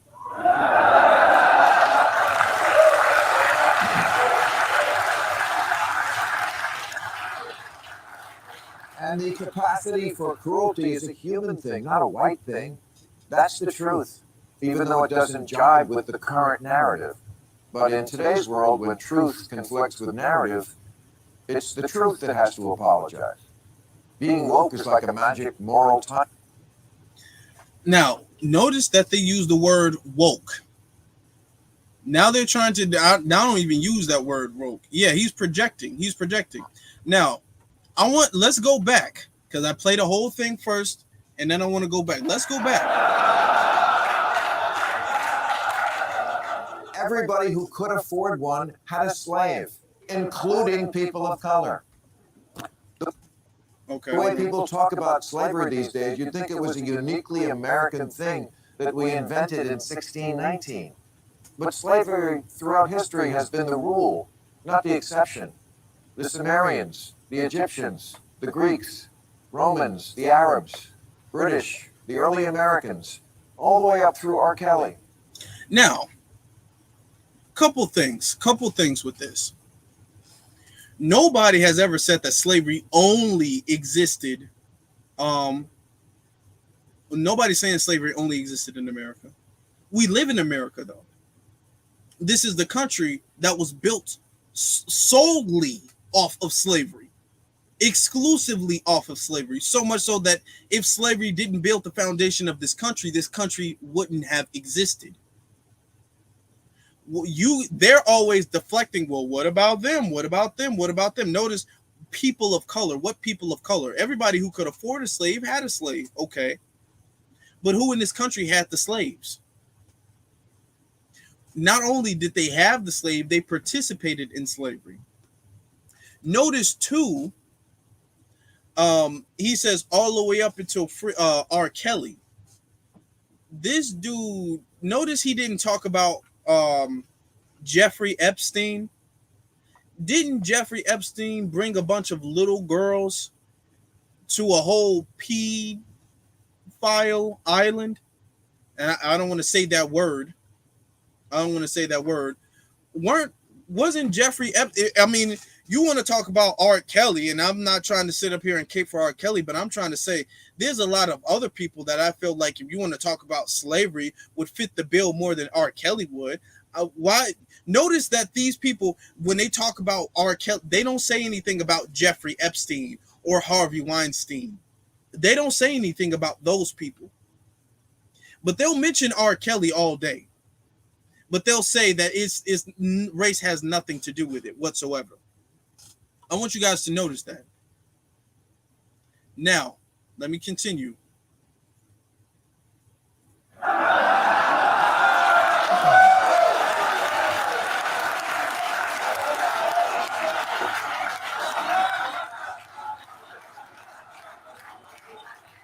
The Holy Bible is practically an owner's manual for slaveholders. The word slave comes from Slav because so many Slavic people were enslaved and they're as white as the Hallmark Channel. See, that's we were slaves too. We were slaves too. Okay. But the Slavs were not slaves of America. This is America. We're not talking about slavery from the Romans and the Arabs and all that. We're not talking about that. We're talking about this government that is built in his standing off of slaves. We're talking about the slaves that built the wealthiest nation in the world. We're talking about this nation. Well, what about the Slavs? What about them? If they have nothing to do with our fight for reparations, nothing at all whatsoever. Okay, that's the whole, because they tried to do that a lot with the Irish. Well, Irish people were slaves. Irish people were slaves. No, not in this country at all. Who do you think gathered the slaves from the interior of Africa to sell to slave traders? Africans, who also kept their own slaves. We're a species prone to make. Now, here's the thing.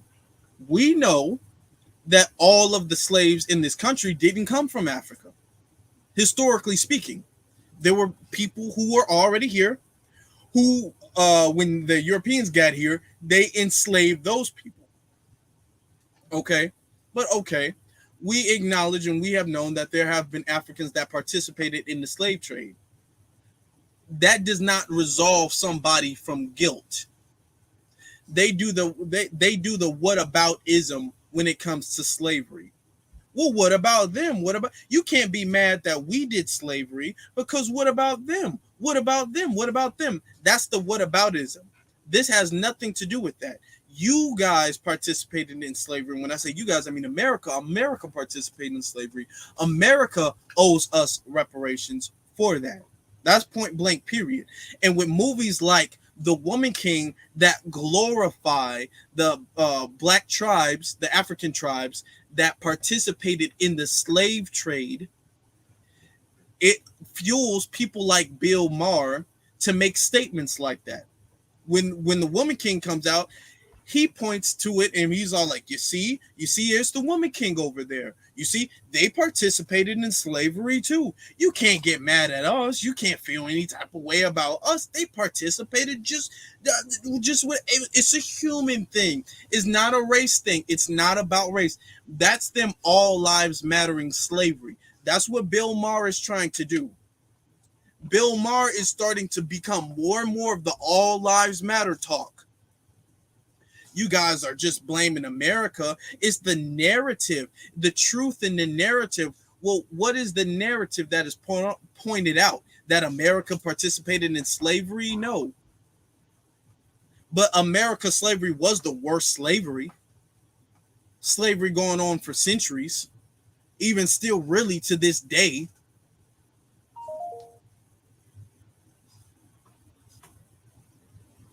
Let's wrap it up, the video. Making others of our species our bitch. I've said it before and I'll say it again. Humans are not good people. Like you. That's enough. I'm done with him. But yeah, this is what exactly, Nate. That's a great point. That's a great point.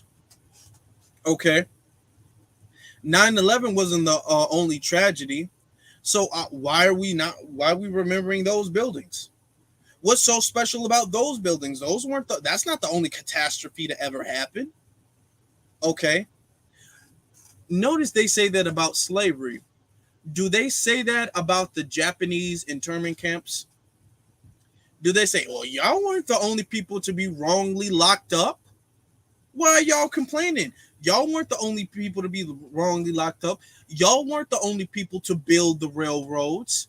Even though they weren't, historically speaking, they weren't the ones who built the railroads.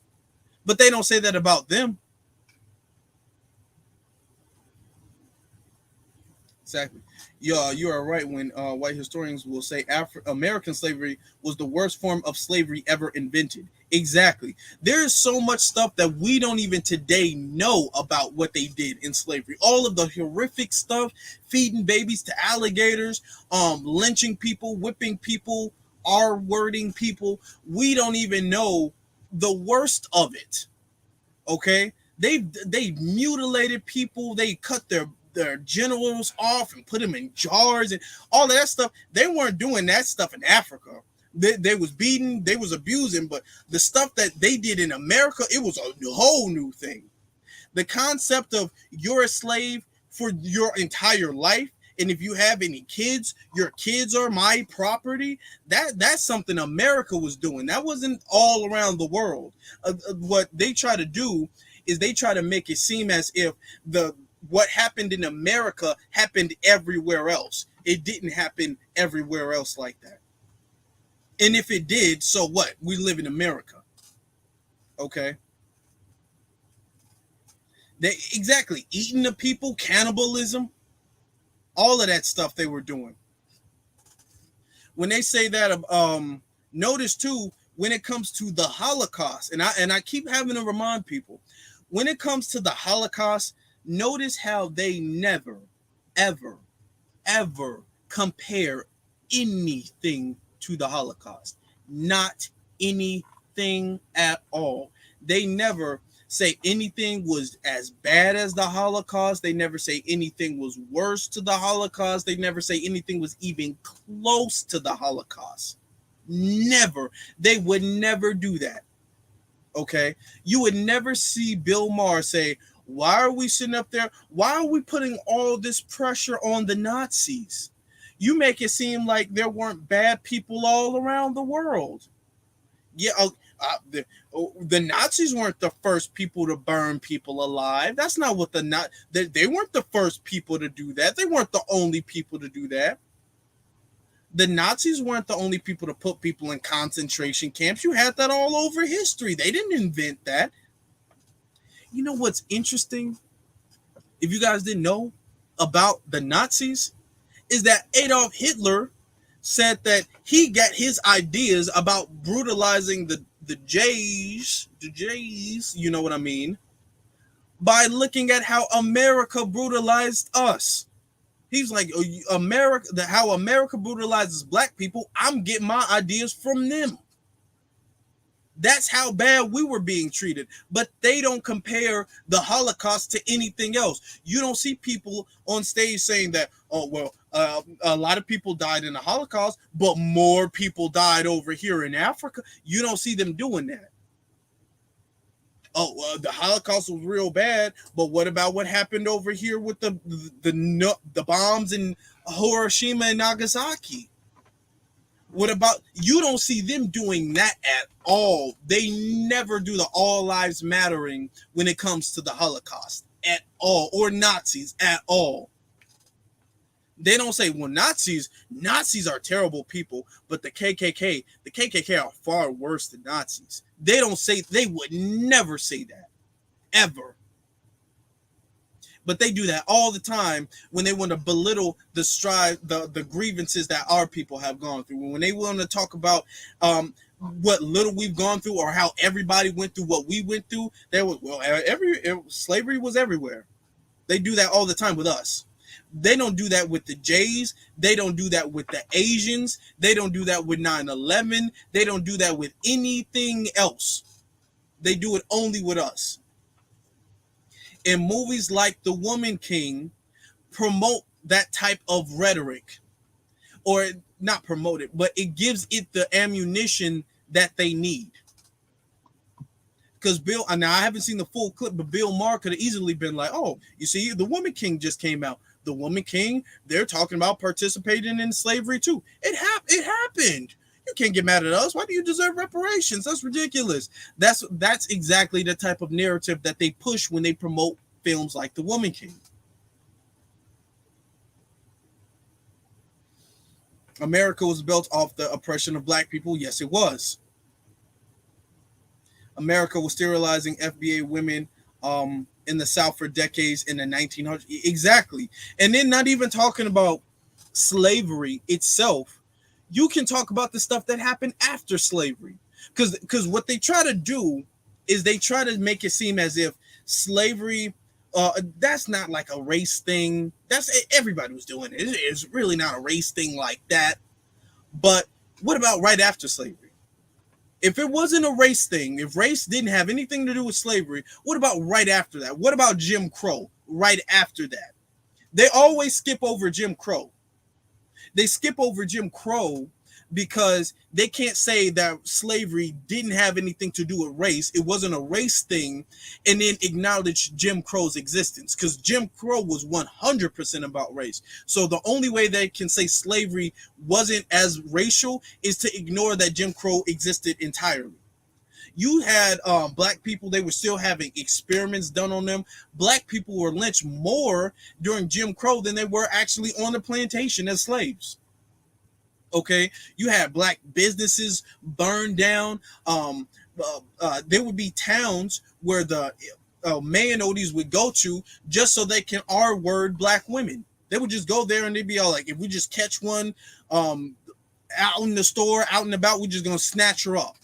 And then we're just going to do what we want to do to her. They had cases where they were deleting black children, all of that stuff, bombing black churches, all of that stuff was going on. Okay, after slavery. So it wasn't even just slavery. So when they talk about, well, slavery wasn't a race thing, then what about Jim Crow? If slavery wasn't a race thing, how did we get to Jim Crow then? After slavery, everything should have been fine. It should have been all lives matter according to them after slavery, but it wasn't, and it's not even that now. Not even today is it that.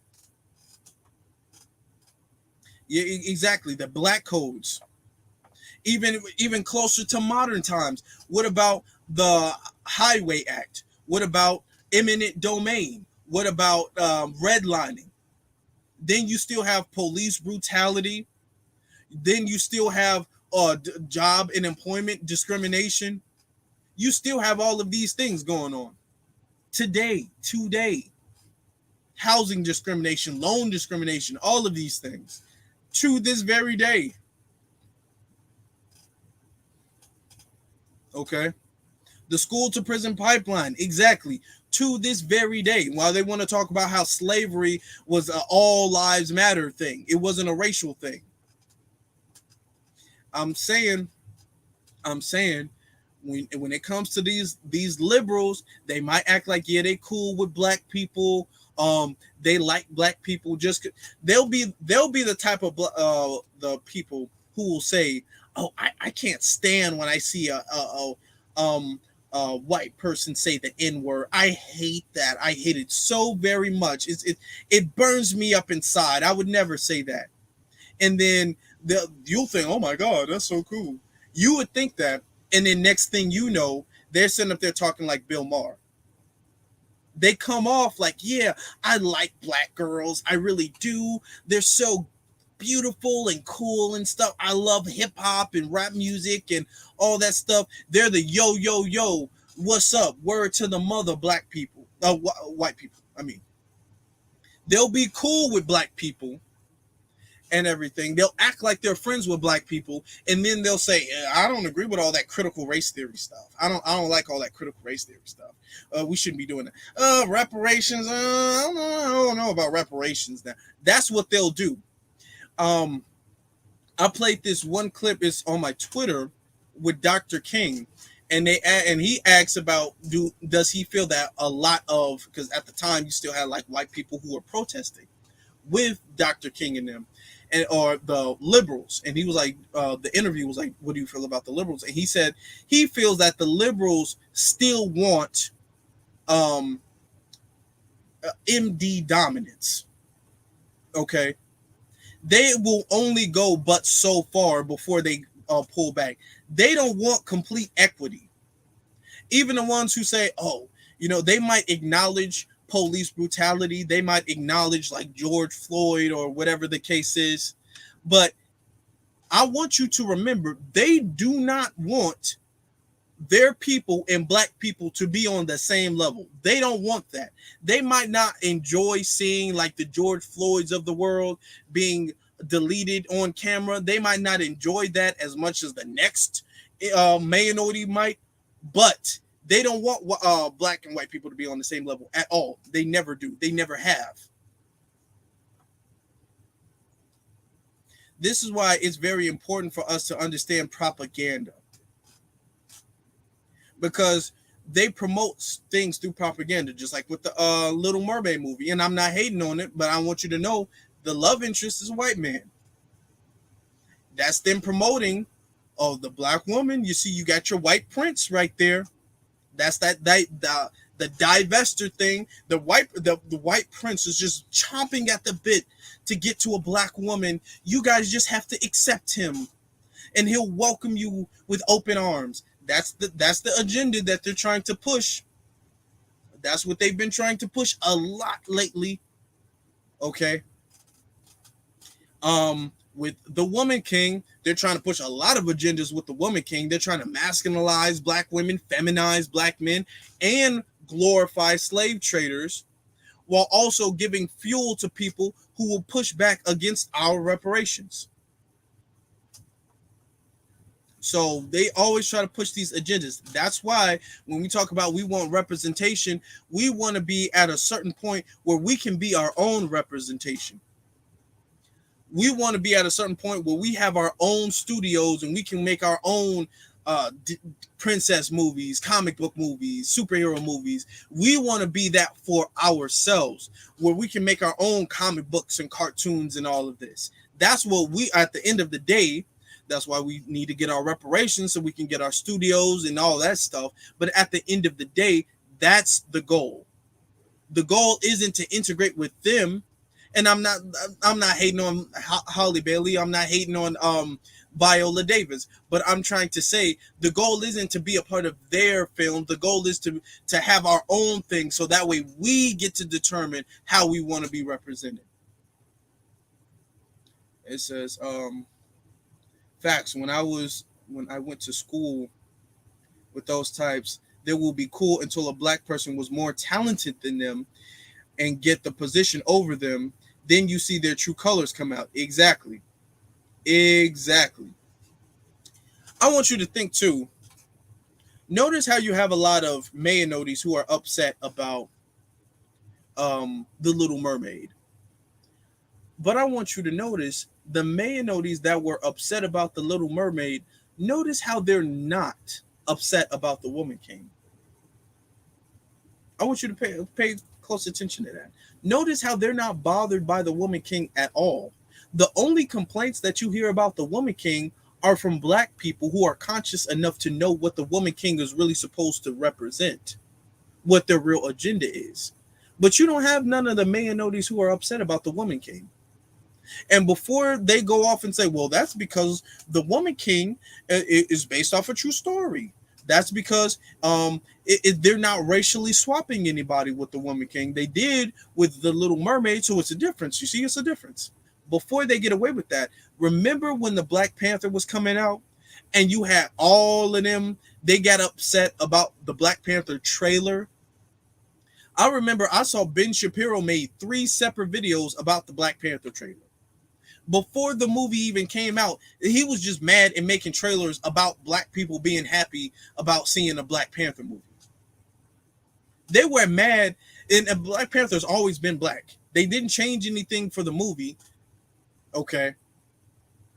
So what are they getting mad for? So when black people are going to be happy about something, they always get mad. So I want you to think, why are they not getting mad about the woman king? You don't see them saying anything but defending the woman king. It's interesting. I want you to think about this.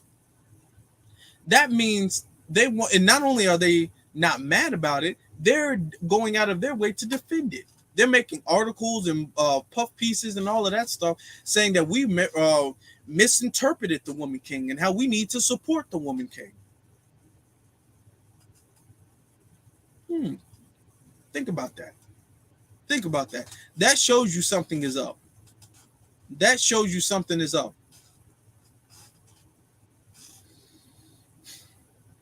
We want to get better when it comes to representation. I understand we have a lot of black young girls and boys who need representation out there. Okay. I don't have that's good.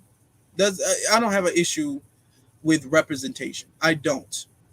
I have an issue with them representing us, or them having the control, them guiding the steering wheel when it comes to our representation.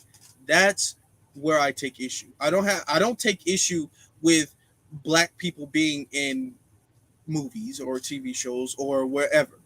I have an issue with them running that stuff, though. I would prefer for us to run what is representing us, because that's the way it should be. That's the way it should be. When we make movies, when a black director makes movies, they don't want black directors to make movies about MD people. They don't want that to happen. They want to be the representatives of themselves. Okay? So we want to be the representatives of ourselves. That's what we want at the end of the day. So, when we get our reparations, we should do, even before we get our reparations, we should be striving to do that now. You can have black people, we can make our own independent films, independent cartoons. Somebody mentioned Black Sands Entertainment. Okay. We can start that, and we can support that. When we create a small little cartoon, we can make that stuff go viral. We have the power to do that. We have the power to turn something into like, hey, we want something so bad. We want our own a new breed of like Black Sands. We want a new we want an official Black Sands movie, a live action Black Sands movie. We can actually make that happen. We can put the money behind it, the talent behind it, the effort behind it. We can make that happen. We don't need them for representation. Okay, that's us pretty much. When people say, "Oh, don't we need representation? Don't we need representation?" I think to myself, I don't need. Yeah, representation is good and all. I don't want them to do it though. Representation isn't that important, or I'm not that desperate for representation that I'm just going to accept anything that comes my way. No, we're not breadcrumbs type people where we're just accepting the breadcrumbs and just be grateful for the breadcrumbs. That's not who we are. That's not what we do. Okay? If they're going to give black representation, then they better do it properly. Okay? Because when they make representation about the J community, they better make sure they represent them properly. They better make sure they represent them properly because they're not tolerating anything else. And we need to have the same type of energy.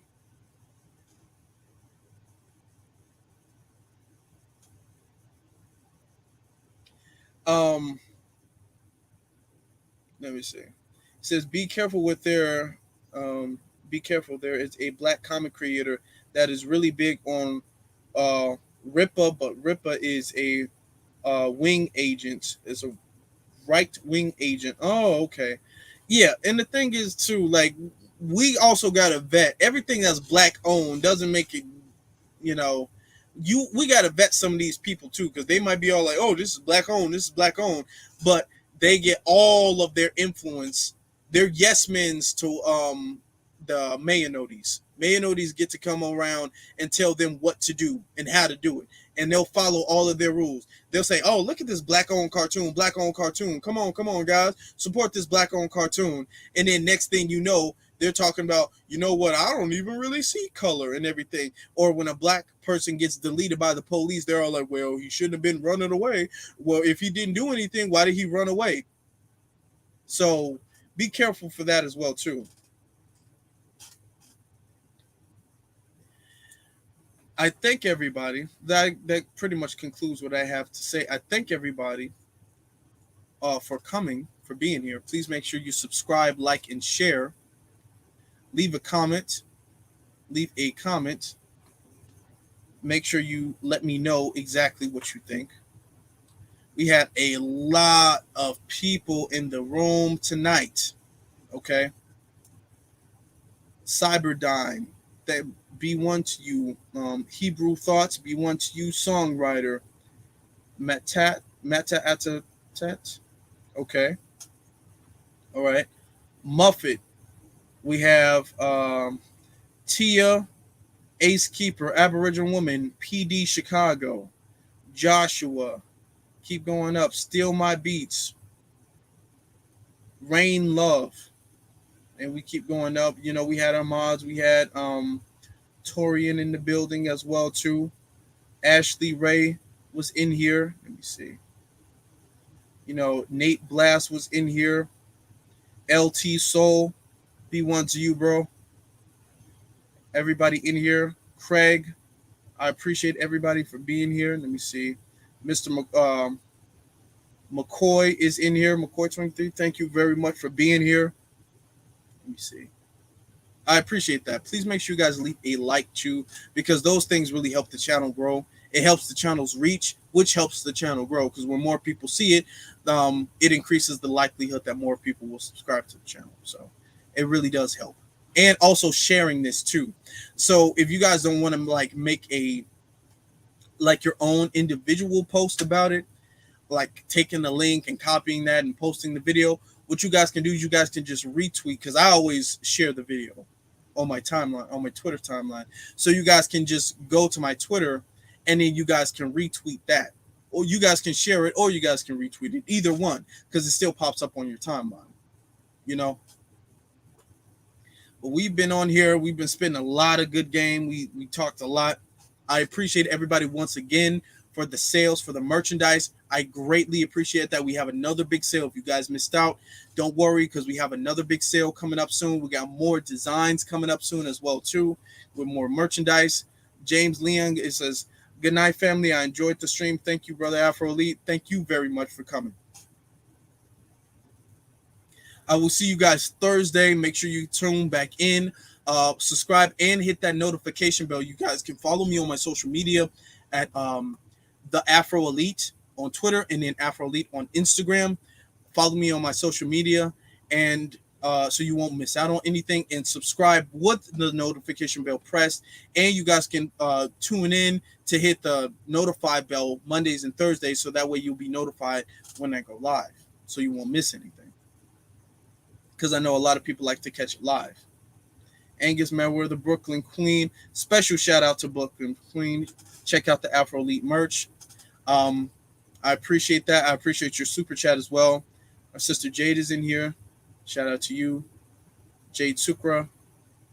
But I will get off of here. You guys enjoy the rest of your night. You guys have a good one. I will see you guys Thursday, and be one to the fam.